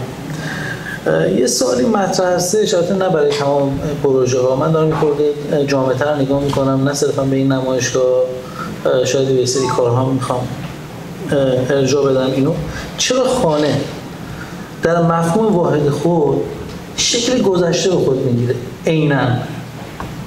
یعنی مسئله زمان اینجا چی میشه؟ از جواب بدید. من نفهمیدم سوالم خود سخت بود. چرا عین گذشته میشه؟ چرا خانه در مفهوم واحد خودش شکل گذشته به خود؟ خب نگاه، ما وقتی که ارجاع میدیم یه موضوعی رو به گذشته و میخواد یک روش انتقالی صورت بگیره، خب سطوح مختلفیه. خونه ممکنه عیناً خونه بشه، یکی ممکنه بود خانه کلمه است. برای که خانه کلمه است، نمیشه چیز بخوای بگی. یعنی اصلا نمیدونم یکی گفت اصلا کارخونه بشه، منظور چیه؟ نه، به رو فانکشن کار نمی‌کنم. فرم بشه. دقیقاً دارم فرم کنم.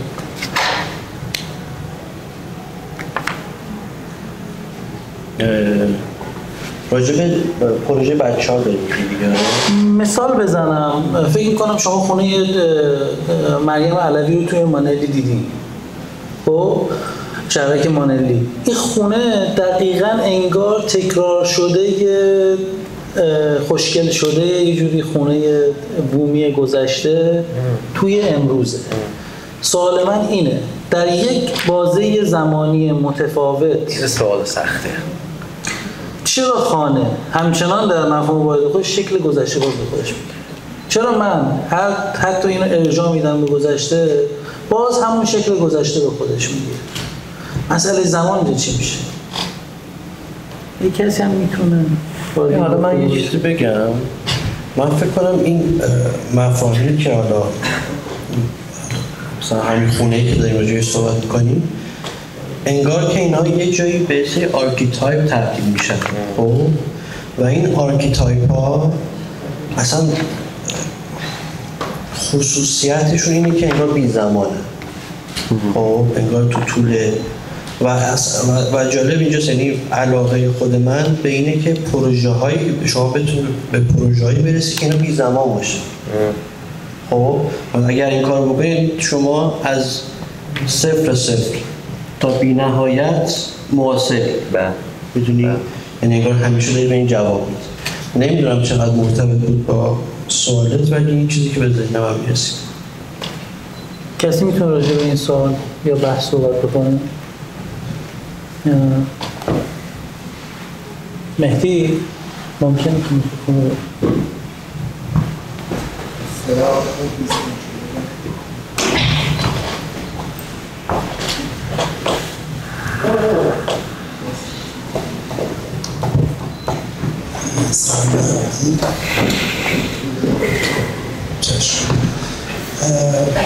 مرسی از حرفای خوب و مفیدی که زدیم. من خواستم به عنوان کسی که خودم این تمرین رو انجام بدم چند تا نکته بگم. یکی اینکه واقعیتش ما وقتی درگیر مفاهیم میشیم، من فکر می‌کنم برگردیم به حرف همه اینکه ما کجا هستیم. ما فکر می‌کنم توی ایران خیلی راجع به مفاهیم حرف زدن خیلی اصلا منطقی نداره. یعنی ما توی مقیاس کلانش خیلی ما تحلیل بگیریم بیشتر درگیر تکنیک میتونه باشه. یعنی من وقتی اومدم موضوع گذشته رو بررسی می‌کردم، خوانش می‌کردیم، من دیدم بیشتر تکنیکه، یعنی که نوع پاسخگویی به اقلیمه. یعنی ما نمیتونیم از اقلیم جدا بشیم. یعنی ما فکر می‌کنم همه همون نیازهای مازلو رو دیگه میشناسن. خب مازلو میگه که مراحل مختلفی داره که و اونجایی که ما به خلاقیت یا به مفاهیم میپردازیم در واقع میشه مراحل 3 یا 4 نیازها. زمانی که ما نیازهای در واقع اولیه‌مون رو برآورده میشه. خب من فکر می‌کنم تو ایران هنوز و مخصوصا در گذشته، در نوع گذشته ما درگیر پاسخ به نیازهای اولیه بودیم.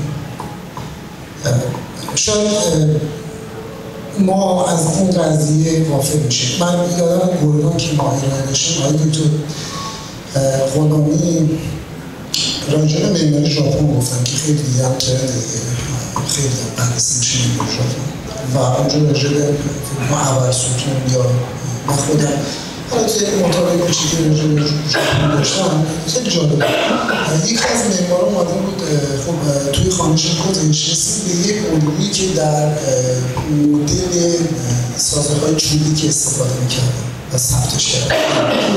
توی اون سازه اصلا نه از میخ استفاده میشه نه از پیش نه از پیچ و اون رو اومد بروز کرد توی معماری خودش داشت استفاده می‌کرد. من توی خانش خودم توی معماری شما بارها این قضیه رو می‌دیدیم. ولی شاید به این خیلی نمی‌پردازیم. تکنیکه دیگه. خب دنبال مفهوم می‌گردیم. من فکر می‌کنم خیلی من خودم این کار رو انجام دادم. البته دیروز یه نکته گفتم راجع به کار خودم. گفتم من اصلا درگیر فرم نشدم. چون اصلا فرم فکر می‌کنم خروجی سالها تجربه و زندگی کسایی بود که داشتن می‌ساختن. شاید معمار نباشن، شاید تحصیل کردیم معماری نبودن، اما پاسخ دادم به داستان. اون ایوان که امروز روش حرف میزنیم توش خود اتفاق به وجود میاد، ایوان در واقع از دل نیازها به دست اومد. یعنی وقتی این ایوان وجود نداشت جدار مستقیم در ارتباط با باران بود و خراب میشد، مجبور شد عقب نشینی کنه. اینا تکنیکه، اینا خیلی ما نمیتونیم مثلا به نظر من مفهوم بهشون بچسبیم. خب اما مفهوم در طی زمان اتفاقا تو دلش به وجود میاد، اتفاق میفته. خب من فکر میکنم که ما یه مقدار باید موضوع رو کوچیک کنیم. ما امروز راجع به خیلی مسئله بزرگی صحبت کردیم که واقعا فکر میکنم راجعش باید ماها ورکشاپ بزنیم، راجعش حرف بزنیم. و اتفاقا من خیلی دوست داشتم که ما خواستم به موضوع بچه ها بپردازیم، تمرینی که ماها انجام بدیم. اینکاش مثلا مستقیم کسی فکر میکنم بچه ها همه بالغن، سودگیری نداریم، هر کی نظر خودش راجع به موضوع میده و راجع به خاص خانه مفهومی شما کشور و اینکاش به این میپرداختیم و بیشتر صحبت میکردیم. و یه مسئله راجع به این خاطر اصلی تجربه، راجع به نساختن موضوع که همه یا مثلا امیرعلی میگه که شاید باید بیم عقب، شاید مثلا یه جایی نباید کار بکنیم، دنبال سوال بگردیم. ببینید اینا حرفا درسته. اما من زمانی که دانشجو ارشدان بودم، من دانشجو گیلان بودم، یکی دو تا از دانشگاه‌ها با من تماس گرفتن که مثلا شما برای تدریس می‌کنید. بعد خب منم در این داستان وجدان بودم، گفتم من در جایی نیستم که بخوام آموزش بدم و فکر کنم دانشجو ترم 2 ارشد نرفتم. ترم 3 دوباره یک دو دانشجو به ما زنگ زدن. اون زمان بچه‌ها موقعی که مثلا سرسری می‌کنیم شاید بیشتر دوستان دنبال کلاس داشتن. اما یکی از مدرسه با دانشجو صحبت کردم، گفتم که از من خواستن که بیام درس بدیم ولی من نرفتم، نظر شما چیه؟ من گفتش که خیلی خوبه که تو اینقدر وجدان داری و به این مسئله توجه میکنی، اما از این غافل نشو. این جامعه، این سیستم به یک کسی که این جایگاه رو پر بکنه نیاز داره. خب اگر تو نری کسانی ضعیف‌تر از تو میرن این کار انجام بدن و شاید نظر نکته درستی. ما اگر نسازیم، درستی که در ساخته‌های ما بسیار مشکل وجود داره، نقد وارده، اما ما اگر نسازیم، ما که اندکی دردقه داریم، فکر می‌کنم این پورت و کسایی اینو پر می‌کنن که از این چیزی هم که هستیم بدتر میشه. بنابراین به نظر من نساختن خیلی چیز اتفاقا باید تمرین بکنیم و این رو بپذیریم که تو تمرین ما شاید نواقصی هست و توی سال‌های دیگه برطرف میشه. مرسی از همه.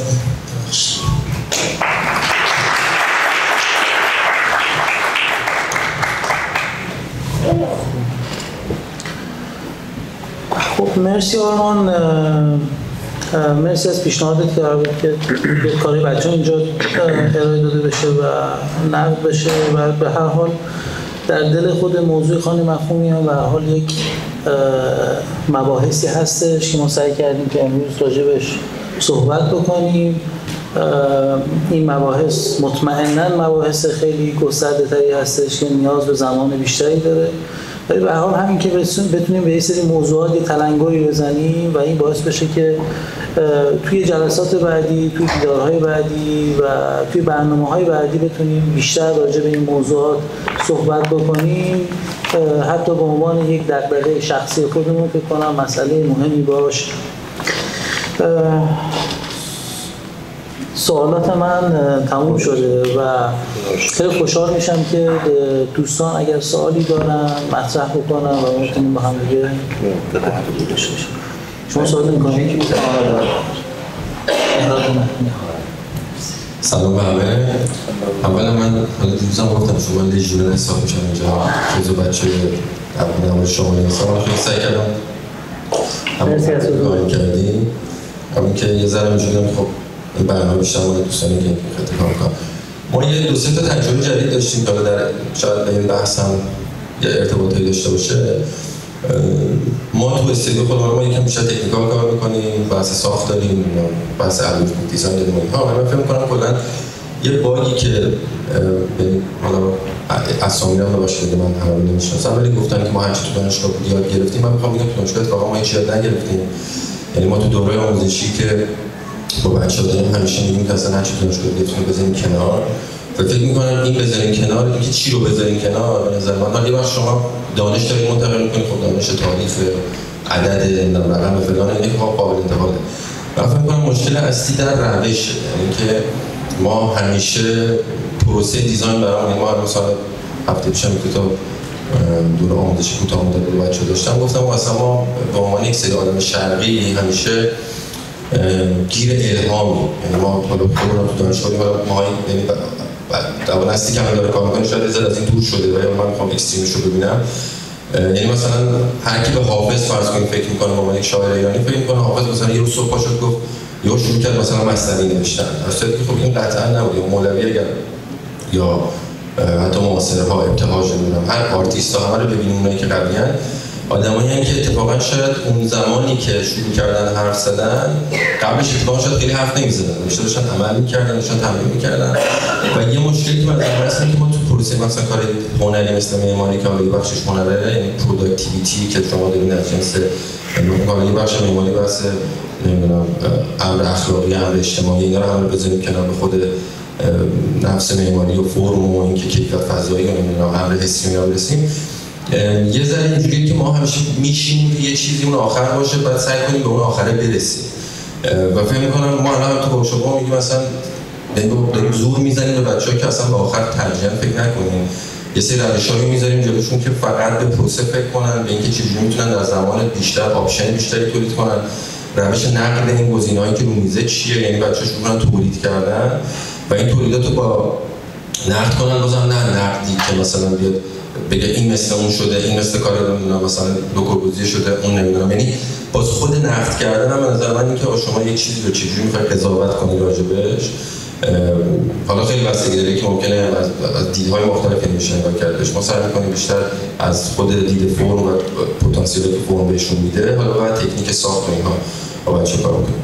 من به نظرم یعنی یه بخش قضیه که اصلا ما سعی کنیم بیشتر روی پی پروسه تمرکز کنیم و سعی کنیم و وقتی پروسه است بعد مثلا ما هم ورکشاپی که دو سه روز پیش داشتیم یه روزه بود، بچه‌ها آخر روز که به مثلا 50 تا تمرین با کاغذ خیلی ساده بود پروسه آخر سر که تموم شد تازه میگفتن آها این میتونه اون باشه، این میتونه پله بشه، این من حتی فکر می‌کنم یه وقتی سولوشن جدید پیدا کردن در اینه که هی سعی نکنیم سولوشن جدید پیدا کنیم، سعی کنیم بریم از روش‌های جدید استفاده کنیم و روش تمرکز کنیم، بعد روش خودش سولوشن جدید ایجاد می‌کنه. من فکر می‌کنم خیلی از آدمایی که الان ما اسم میاریم مثلا معمارای خوبی ان، آرتیستای خوبی ان، ممکنه همین لویکان اگه می‌رفتیم اون زندگی زیستش رو کنارش بودیم و تعیین کردیم یه جایی اینجوری نشده چه باحال من این کارو کنم و یعنی توی پروسه یه چیزای خودش به وجود میاد. حالا من باز برای اینکه یکم مثال بزنم، من اصولا توی کسایی که تو حوزه دیزاین طراحی کار می‌کردن برای فرایوتو همیشه و گاودی خیلی جالب بودن از این جهت که اصلا پروداکت نامشون اصلا کار ندارم، خیلی روشمند بودن و یعنی بیشتر اینکه پروداکت نام تمرکز کنم مثلا فرایوتو رو روند تمرکز می‌کرده و خودش میگه روند اینجا شما رو سورپرایز می‌کنه، یعنی شما میتونین کاری رو بکنین که از توان مغزی خودتون خارجه و اگه روند آروم آروم به یه چیزی میرسین که خودتون ممکنه سورپرایز کنه بهتون، خودش میگه پرزنت می‌کنه، پرزنت میده بهتون، گیفت میده بهتون. و یه بخش دیگه هم به نظر من اینه که ما کلا از ساخت جدا شدیم، یعنی معمارها به نظر من ما این چیزی که حالا بحث میشه تو صحبتایی که ما خیلی وقت داریم، مثلا کاری که ما می‌کنیم خیلی میگم ما داشتیم ورودی تخشمشی پاگین 20 متر می‌ساختیم، بعد هر کی رد می‌شد مردم عادی میگفتن می‌زدن تو سر خودشون که وای نمی‌دونم تخشمشی اونجا شما چیکار دارین می‌کنین، این سرستونش رو، این سنگش رو، فلانش رو. من همیشه جواب میدم که با تخشمشی در زمان خودش تکنولوژی روز رو استفاده کرد، ما هم داریم تلاش می‌کنیم تکنولوژی روز رو استفاده کنیم. در زمان تخشمشی شما فرض کنید ما اگه شکل فولاد داریم، رومیان پانتون رو دارن خیلی شبیه همه، به خاطر اینکه موقع سولوشن تا بوده برای اینکه بتونیم دهنه بلند بزنیم. یعنی ما الان خیلی بحثایی که شاید می‌کنیم راجع به اینکه مثلا حتی حس وحدت و حرفا که نادر اردلان زده اینا به نظر من از این زاویه شما وقتی پروداکت یه چیزی تو خلق میشه میتونید بشین از هزار زاویه بهش نگاه کنید، ولی اگه به عنوان طراح بخواید بهش نگاه کنید بوده که اون حس وحدت وجود کس نبوده بگیم ما می‌خوایم از کسرت به وحدت برسیم، چه خوبه تا بزنیم. الان فکر کنم ماهاشون از ساخت دور شدیم، یه مقدارم خیلی وقتا خلاقیت اتفاقا از زمان تو ساخت میاد. وقتی شما به سولوشن ساخت فکر می‌کنین، اگه مسجد شیخ لطف‌اللهی هست، ما نمیده که اون آدمی که طراحیش کرده فکر کرده من مجبورم تاق بزنم، مجبورم گنبد بزنم که در 5 متر رو پر کنم حالا از اینکه امکانات فضایی میتونم تولید بکنم، نه اینکه ما الان نظر داریم همین که برعکس کنیم، همین که نه حالا در اکثریت یعنی میام میگم خب چه کار خفنی میتونم بکنم، چه کار خوبی میتونم بکنم و بعد چیزشو بچینم، در اصل که خیلی وقتا این پروسه به نظر من برعکسه. براش دیگه خیلی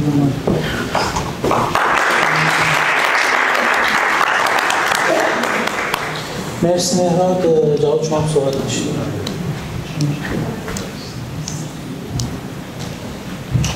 من میخوام برگردم عقب‌تر، صحبتی که اول پنل شروع شد در مورد شناخت که امیرعلی روش صحبت میکرد. ما در حقیقت نیاز نیست آبجکت معماری رو بشناسیم، قاعدتا همشون یه سولوشن هم بر اساس زمان و تکنولوژی که اون زمان بوده و شرایط جغرافیایی شکل گرفته. ولی داستان اینه که تفاوتی که الان با اون زمان وجود داره اینه که آدم‌ها اون زمان با خودشون صادق بودن و خودشون میشناختن، آبجکتی نمیساختن که بفروشن و به کسی دیگری رو تحمیل کنن، در شرایطی نبودن که مورد قضاوت قرار بگیرن. این که مهراد میگه چون الان ما همیشه با محصول نهایی همدیگر رو در ارزیابی میکنیم و این چیزی که خب جهانی اتفاق افتاده توی ایران هم اتفاق افتاده.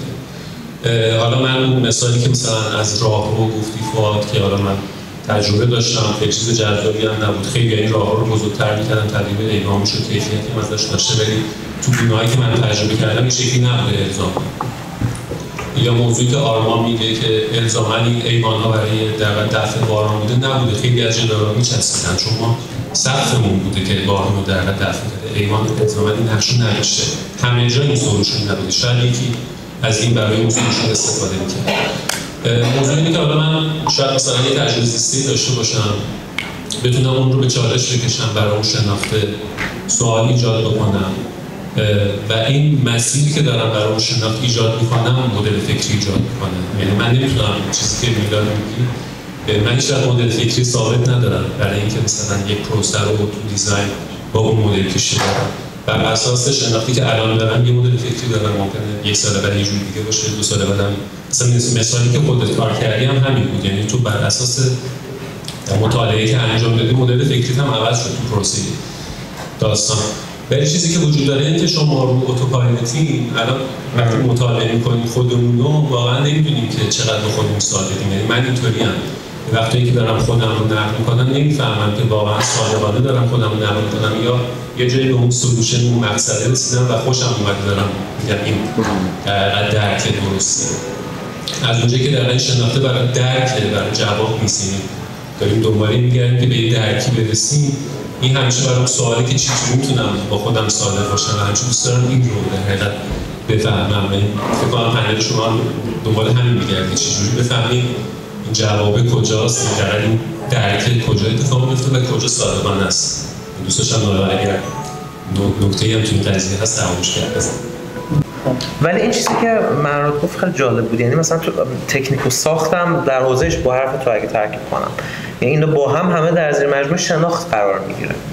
میدونی یعنی ما موضوع مشاهده واقعیت بود، یعنی اساساً فرضاً شمال کشور ما یه موضوعی با بچه‌ها صحبت کردیم اون روز راجع به اینکه آقا جغرافیای اینجا یه شیوهی از قطعه بندی زمین‌ها درش داره اتفاق میفته که اصلاً چیز عادی نیست. اصلاً این مدل تقسیم بندی زمین‌ها چیز ولی به قدری بر ما بدیهیه که این شکلی که شهر داره اینجوری بر این اساس که یک چیزی از بالا داره تحمیل میکنه اینو به شهر و قطعه قطعه میکنه، خورد میکنه، کوچیک میکنه و کالا میکنه و میفروشه. این خیلی عادی شده برامون و ما هم تو این بازی قرار گرفتیم به عنوان معمار. ما هم مسئله‌مون اینه که امروز یه بشکنی در ذهن آدم‌ها ایجاد بشه بابت اینکه فکر کنن آقا الزاماً این اتفاقی که داره میفته امر عادی نیست. ما این امکانو داریم دوباره به اینا فکر کنیم. بله تیرچه بلوک و اسکلت بتونی یکی از دیاگرام دامینو در واقع مثلا یکی از واقعیت‌های کار تو شمال الان انقدر جدی شما غیر این نمیتونی ساختمون بسازی. ولی چه جهتی به این تکنیک میگیری؟ با این ابزار چی کار میکنی؟ اونجا جاییه که تو وایسادی داری به نظر من متد اینجا میاد وارد میشه. یعنی من تازه اونجا که میشناسم یه چیزی رو دنبال متد میگردم. من خیلی دوست داشتم تو از متد صحبت کنی. مثلا متد برای تو چیه؟ چی راجع به متد فکر میکنی؟ کلا تو متد تو کار چه جوریه؟ بگم آره ببین من فکر می‌کنم حالا اولا یکم کلا من همیشه حرف زده میشه اینجوری که کلمه کلا چیز خطرناکه متد داره. مثلا من تو ذهنم یه چیزی میاد اینا رو بهش کنم روش اگه بخوام بگم یه بخشش روش الگوریتمی که ما مثلا توی سری پروژه هم کاری که گاودی کرده فایتو کرده رو تکرار کردیم ولی با کنترل بیشتر با الگوریتم در زمان کوتاه‌تر فلان. ولی چیزی که برای من همیشه یعنی من حتی میگم اینه که تو میگه تیچر گروپ پیش‌فرضه در پروژه یه هفته بعد من پیش‌فرضه ولی به عنوان پروژه دفتر میتونه پیش‌فرض نباشه. و من فکر می‌کنم من صحبت این بود که به نظر من راجع به متد رو میگم ولی در اون صحبتی که تو کردی بخوام تایید کنم به نظر من این مسئله اینه که معمارا از ساخت خیلی دور شدن، از استراکچر خیلی دور شدن. یعنی ما اینجوریم که ما الان سازهای خودمون تحلیل می‌کنیم، نه که تحلیل کنیم، متد تحلیل در میاریم، مدل سازی رو در میاریم، یک مهندس سازی چک میکنه و هر حال اون علمیه، من نمیتونم من کل علم رو کسب کنم ولی به یک شهودی از رفتار سازی میتونم برسم و وقتی میرسم اون وقت میتونم سولوشن بزنم و اونم تو جامعه‌ای که اصولا همه دنبال اینن که آقا یعنی من حالا یه مثال اونوری میزنم تو جامعه ما رسم میام بیرون ما الان این مسئله که تو ساخت داریم اینه که داشتیم همیشه که خودمون رفتیم لابراتوار زدیم این بود که من مثلا ما کارمون یه ذره فرمال هم پیچیده بود و اینها و من میرفتم میدم فلان دستگاه رو داره فلان کارو میتونه بکنه بعد میرفتم بهش میگم این کارو بکن نه نمیکنم توجیه نداره دانش فنیشو ندارم فلانه و تو مثلا مهندس سازا هم این هست یعنی مطمئنا مهندس سازایی هستن که میگه که همین که بلدم بذار همین رو انجام بدم مثلا میبینی بهش میگی در نظرت میگه نمیشه یا یه کاری میبینی ولی وقتی تو دانششو داری وقتی من دانش ساخت دارم میرم تو کارگاه ساخت یه نفری که مثلا رو سنگ کار میکنه میگه نمیشه میگم چرا میشه اینجوری میشه بده من بکنم طرف دیگه حرفی نداره بزنه یا میرم میفهمم اصلا کدوم سازنده درسته حالا من دارم یکم دورتر از ساختمان سازی صحبت میکنم من موضوع اینه که ما یه ذره به نظرم به عنوان معمار دور شدیم از ساخت از درک شهودی ساخت میگم نه مثلا من به من میگی مثلا شما ارتفاع آی پی حساب کن بلد نیستم حساب کنم کار سازی ولی به شهود از سازه سعی کردم برسم مثلا نمیدونم رسیدم ولی نرسیدم ولی تلاشم بوده برسم اینی که ما بگیم مثلا سازه به ما ربطی نداره نه فلان و چون تو نگاه بکنی آدم‌های مثلا معمارای اومدن که برای ما الگوان خیلی از اینا تو این در واقع مثلا سولوشن سازه‌ای به یه چیز جدیدی رسیدن مثلا به یه زبان جدید رسیده به یه الگوی جدید رسیده متدم اگه بخوام راجع بهش صحبت کنم من موضوع اینه که ما تا جایی که بتونیم اینی که میگم ایدئاله برای خودمون ولی خب برای پروژه‌ای که مثلا طرف میاد اصولا اینجا همه عجله دارن خودو با دیر شده دادگان دیروز بود گذشته و فلان اینا لزوما اینا تو نمیتونید در لحظه پیاده کنیم این پروژه واقعی دفتر یا استودیو ولی ایدئال اینه که تو اصلا بتونی محصول رو بذاری کنار یعنی برای من متد اینه که تو اصلا به اون ته فکر نکنی چون وقتی هی میگی به ته فکر میکنی هی داری خودتو محدود میکنی یعنی هی داری یک تخیلی که داری که حالا من مثلا از کجا اومده با چه محدودیتی اومده یعنی برای تخیل اینا که من دیدم یعنی مثلا مثل خواب دیدن تو خواب میبینی درخت میبینی چیز موجود غیر عادی نمیبینی نهایت موجود کلاژه توی تصویر کردن ذهنی هم به نظرم موضوع اینه که تو داری کلاژ میکنی در بهترین حالت ولی وقتی محصول رو میذاری کنار و سعی میکنی روی مثلا ما بیشتر رو این کار میکنیم که ماشین دیزاین درست کنیم یعنی میگیم آقا ما یه ماشین داریم سعی کنیم ماشین های دیزاین درست کنیم ماشین به یه چیزی که تو بهش یه اینپوت میده یه سری آوتپوت میده و قابل تحلیله وقتی که یکم توضیحش هم سخته چون بشینیم کیس استادی صحبت کنیم یعنی که خیلی دورتر از اون چیزی که اصولا ما عرف عادت داریم وقتی تو یه چیزی داری که اتفاقا معلوم نیست چی قراره تولید کنه اون وقت میتونی یه چیز جدید تولید کنی سواء اینکه اصلا خوبه یا بده من کلا فکر میکنم یه چیزی هم هست که برای من همیشه این بوده که در هزار تا تلاش یه چیز خوب در میاد در هزار نفر تلاش شاید یه اتفاقی بیفته و اینکه ما مثلا هی میشینیم یعنی من فکر میکنم یه ایراد اینه که ماها مغزمون شاید جلوتر از دستمونه حرف زدنمون جلوتر از عملمون در یک پکیج کلی اون جامعه معماری ایران دارم میگم جامعه اینجا لزوما نیست اگه ما بتونیم دستمون رو از مغزمون جلوتر بندازیم یعنی عملمون از حرف زدنمون از اینا همین جلوتر بیفته و تعداد پروداکشن رو زیاد بکنیم یعنی هر دفتر سر روی پروژه‌ای که در سال داره کارفرما یا میاد نمیاد ممکنه 2 تا 3 تا بیاد بتونه پروداکشن خیلی زیاد داشته باشه شاید اونجا یه اتفاقی بیفته که اصلا الان نمیتونیم بگیم چی هست، میتونیم باید بیفته تا روش صحبت بکنیم. اینم یه مثالی باز بزنم. من این رفیقی داشتم رفته بود اپل آرت میگندش درس میخون، استودیو سجیما، سال اولی بود که سجیما اپل آرتش درس میداد. اینا رفته بودن استودیو فوجیموتو برای بازدید. فوجیموتو هم معنی معمار واقعا درجه امکان کسی شکلی داشته شد. و میگفت ما یه مواجه شدیم با یه میز مثلا 12 متر طول که روش ماکت‌های 20 سانتی بود و میگفت همه‌اش نگاه می‌کردیم این چیه، چه خبره. بعد گفت صداش کردم گفتم آقا مثلا این دو چه فعالیتی تو مثلا پروژه شبیه اینفیلای تهران بود، پروژه اینفیلای ایران بود در واقع، این پروژه کوچولوی مثلا ستاد شده. بعد گفتم مثلا این دو تا فرقش چیه؟ گفته بود که خب مثلا این گوشش 2 میل جلوتر از اینه. بعد ما خندیدیم گفتیم مثلا معلومه که خب دیگه نمی‌تونی تخیل کنی. گفته بود نه من تا اصلا تخیل نمی‌کنم. این به نظر من خیلی نکته مهمی توشه، یعنی که آدم هر جا ما همیشه تو ورکشاپ‌ها بچه‌ها میگیم تا میگه که نه این که معلومه، میگم از کجا معلومه، یعنی تا نسازی نکشی و چجوری میتونی بسازی بکشی که سرعت کشیدن تو رو بری بالا. حالا به هر روشی بتونی، اگه من الان روزی 3 تا مثلا تود میزنم بتونم فردا روزی 3.5 بزنم، فردا روزی یعنی سعی کنم پروداکشنمو ببرم بالا. چون به نظر من پروداکشن زیاد باعث میشه که اتفاق جدیدی بیفته، وگرنه ما اینکه من بشینم فکر کنم یعنی حتی تحلیل گذشته اونا به نظر من ابزارهایی که کمک کنه تو بتونی یه چیزی رو قضاوت کنی، نه که بتونی چیزی تولید بکنی. برای تولید کردن فقط باید تولید کنی، هیچ کاری دیگه نمیتونی بکنی. من پس اینجوری حرفتون میفهمم که تو کار تو یعنی روشمند فکر کردن در برابر محصول محور بودنه اولا و دو تو رو با مجموعه از امکانات مواجه میکنه به جای یه تک خروجی برای مثلا مجموعه امکانات و مجموعه خروجیایی که شاید از اول یعنی ما مثلا تو نظری ممکنه راجبش اصلا نداشته اصلا نتونی بهشون از اول فکر کنی. یعنی ما همیشه خیلی تمرینی که بچه‌ها من فکر میکنم هر مدلی از معماری اینجوریه، هر مدلی از معماری خیلی مهمه دیگه. پردازشه. پروژه در حال پردازشه. وقتی داره پردازش میکنه به جای محصول امکان داره تولید میشه. امکان یه کاتالوگه که تو دیگه گفتم صدام مونم دیگه. یعنی در این ماشین لرنینگ هم که داشتید صحبت می‌کردیم، هم ماشین فکریه، کلا دیتاها در حال پردازشه.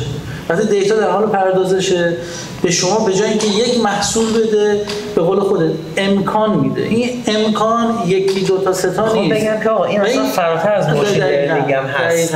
یعنی من میگم یه جهان بینیه.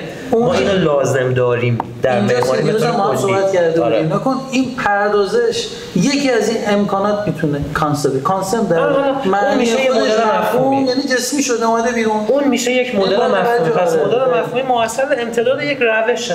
درسته؟ حالا باید ببینیم این پروژه چقدر به این موضوع فکر کردن، کدوماشون؟ ما که اصلا فکر نکردیم. خود جنسی. به من بیشتر موضوع این بود که من فکر کنم شاید یعنی این چیزی که تو میگی من اصلا همینی هم که الان میگیم که این روش میتونه امکان تولید کنه، یعنی موضوع اینه که اصلا فقط به روش یعنی خیلی انتزاعی این ماشینه روشه. و اینکه تو وقتی که اصلا موضوع من یعنی یه بخشش اینه که ما همین مثلا تو ورکشاپ دو روزه پیش به بچه‌ها گفتیم با این مربع شروع کنید، یه مربع 14x14 ببرید و شروع کنید. حالا یه روش گذاشتیم براشون که آقا چجوری میتونی آپشن جدید تولید کنی، یعنی بازی بیشتر شاید بعضی وقتا تو قانون داری، بعد سیستم امتیازدهی داری، یعنی میشه سیستم قضاوت و اون متدی که داری باش دیزاین کنی. فقط مثلا بعد 4 سال بچه‌ها اینجوریه که ما اصلا فکر نمی‌کنیم با این مربع بشه این همه کار کرد. منم یه جایی فکر می‌کردم، منم که میرفتم بالا سرشون دیدم تو چیکار جالبی کردی و خب من ساعت‌ها میشستم فکر می‌کردم و اون امکانه نمی‌رسیدم. همین کارو می‌کنیم و منتها احتمالاً همه این چیزی که من میگم احتمالاً تو پروسهشون دارن. منتها دیگه 10% داری که 5% داری.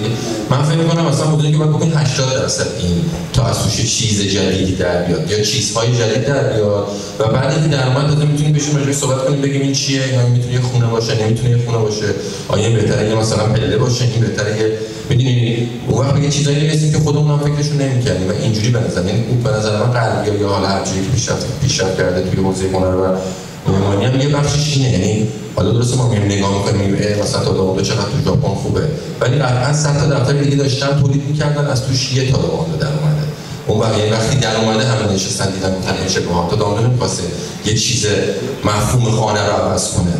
به قول ما حاصل یه شیوه زیستی یه مملکت. یعنی نمیخواسته مفهوم خانه جدید ایجاد بکنه. میخواد داشته کارشو میکرده، داشته پروداکشنشو میکرده.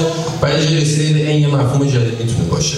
من فکر می‌کنم این ما خیلی سر رو گرفتیم، این رو ول کردیم، روش رو ول کردیم. راست که اگه بچسبیم به این، اون خودش به وجود میاد احتمالاً.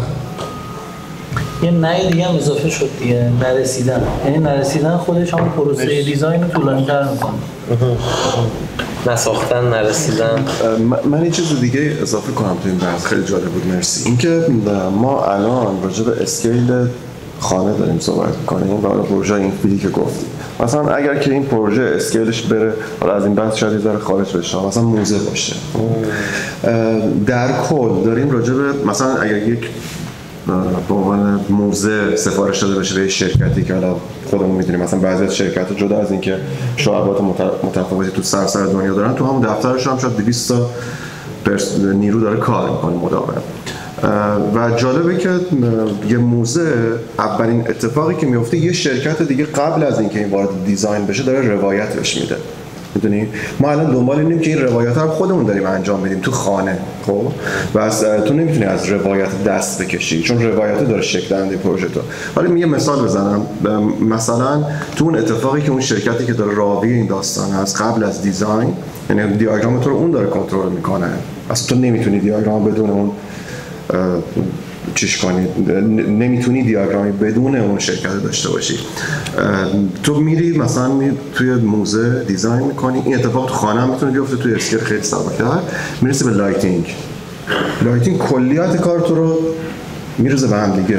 مثلا ما تو ایران موزه‌ای نداریم که جواب بده، نه تو سیرکله‌ای که داره میچرخه، نه تو نورپردازی آثار، نه هیچ چیز دیگه. پس الان ما به عنوان معمار چون نداریم دسترسی نداریم به هم چیزی، داریم روایت هامون رو کنترل میکنیم. اصلا موضوع این نیست که من میدونم که یه شناگر قبل از اینکه هر چقدر هم بهش بگی کرال پشت این شکلیه تا نیفته تو آب نمیتونه کرال پشت یاد بگیره، ولی میدونم که این روایت ها یه جایی باید کنترل بشه و از کجا داره میاد. منظورم اینه که دسترسی نداریم به این روایت ها که بتونه کنترل کنه کارو. منظورت از روایت چیه؟ تمام این بحث که امروز کردیم راجع به همین بود که اون چیزی که داره میاد بیرون باید به یک جایی گره بخوره. از حالا صحبت کانتکست شد مثلا که خیلی دیگه راجبش صحبت میشه. اگر که کسی داره میگه الگوی من بر مبنای کانتکست رفتم، تو بتونی ایگنورش کنی راحت بگی اصلا کانتکست تو این نیست. یا اگه دارم معماری پایدار رو انجام میدم، مثلا پایداری از چه خروجی اومده بیرون، پایداری رو بس من توضیح بده. من میگم مفاهیم گم شده. میدونی موضوع کلی این بود که برگردیم این دستگاهی که داره صحبت میکنه. خب مرسی از شما که حضور داشتین توی این برنامه و شما صحبت داشتین. اصلاحی میکنم. درود بر همگی. من فقط خواستم قدردانی کنم. آقای مهندس تو بیانات ارزشمندشون فرمایش کردن صحبت این که ما ارتباطی باید با مردمی خارج از این جمع برقرار کنیم. واقعا من اون مردم هستم. من وقتی نخست اومده بودم توی این مراسم، توی این نشست شما که دوستانم رو ببینم و بعد حالا یه چیزی هم استفاده کنم. واقعیت یه پنجره‌ای رو تو ذهن من به سوی خانه مفهومی باز کردیم. واقعا تاثیرگذار بود. دیروز که اومدم به خودم گفتم حتما امروزم باید مزاحم شما بشم. بسیار استفاده کردم. رشته تخصصی من مکانیکه، ولی خب اینقدر تاثیرگذار بود فرمایشاتی که داشتید، جوانب مختلفی که شما دوستان دیگه به این موضوعات نگاه میکنید، واقعا ایشالا که استمرار داشته باشه. ما خب تو مجموعه نظام مهندسی امکانات زیادی داریم، برنامه‌های زیادی داریم، ولی واقعیت اینجا دست نمیذاره. ممنون همگی شما هستم.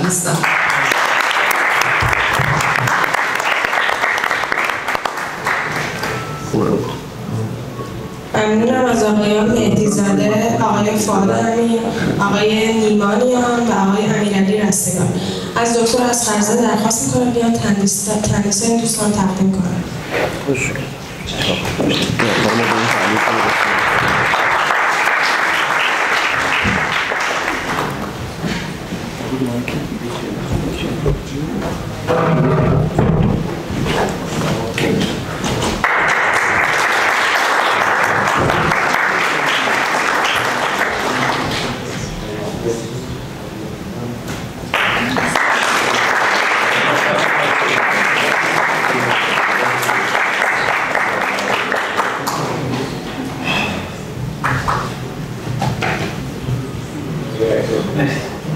تشکر کنم از همه شما دوستان عزیز که تشریف آوردید.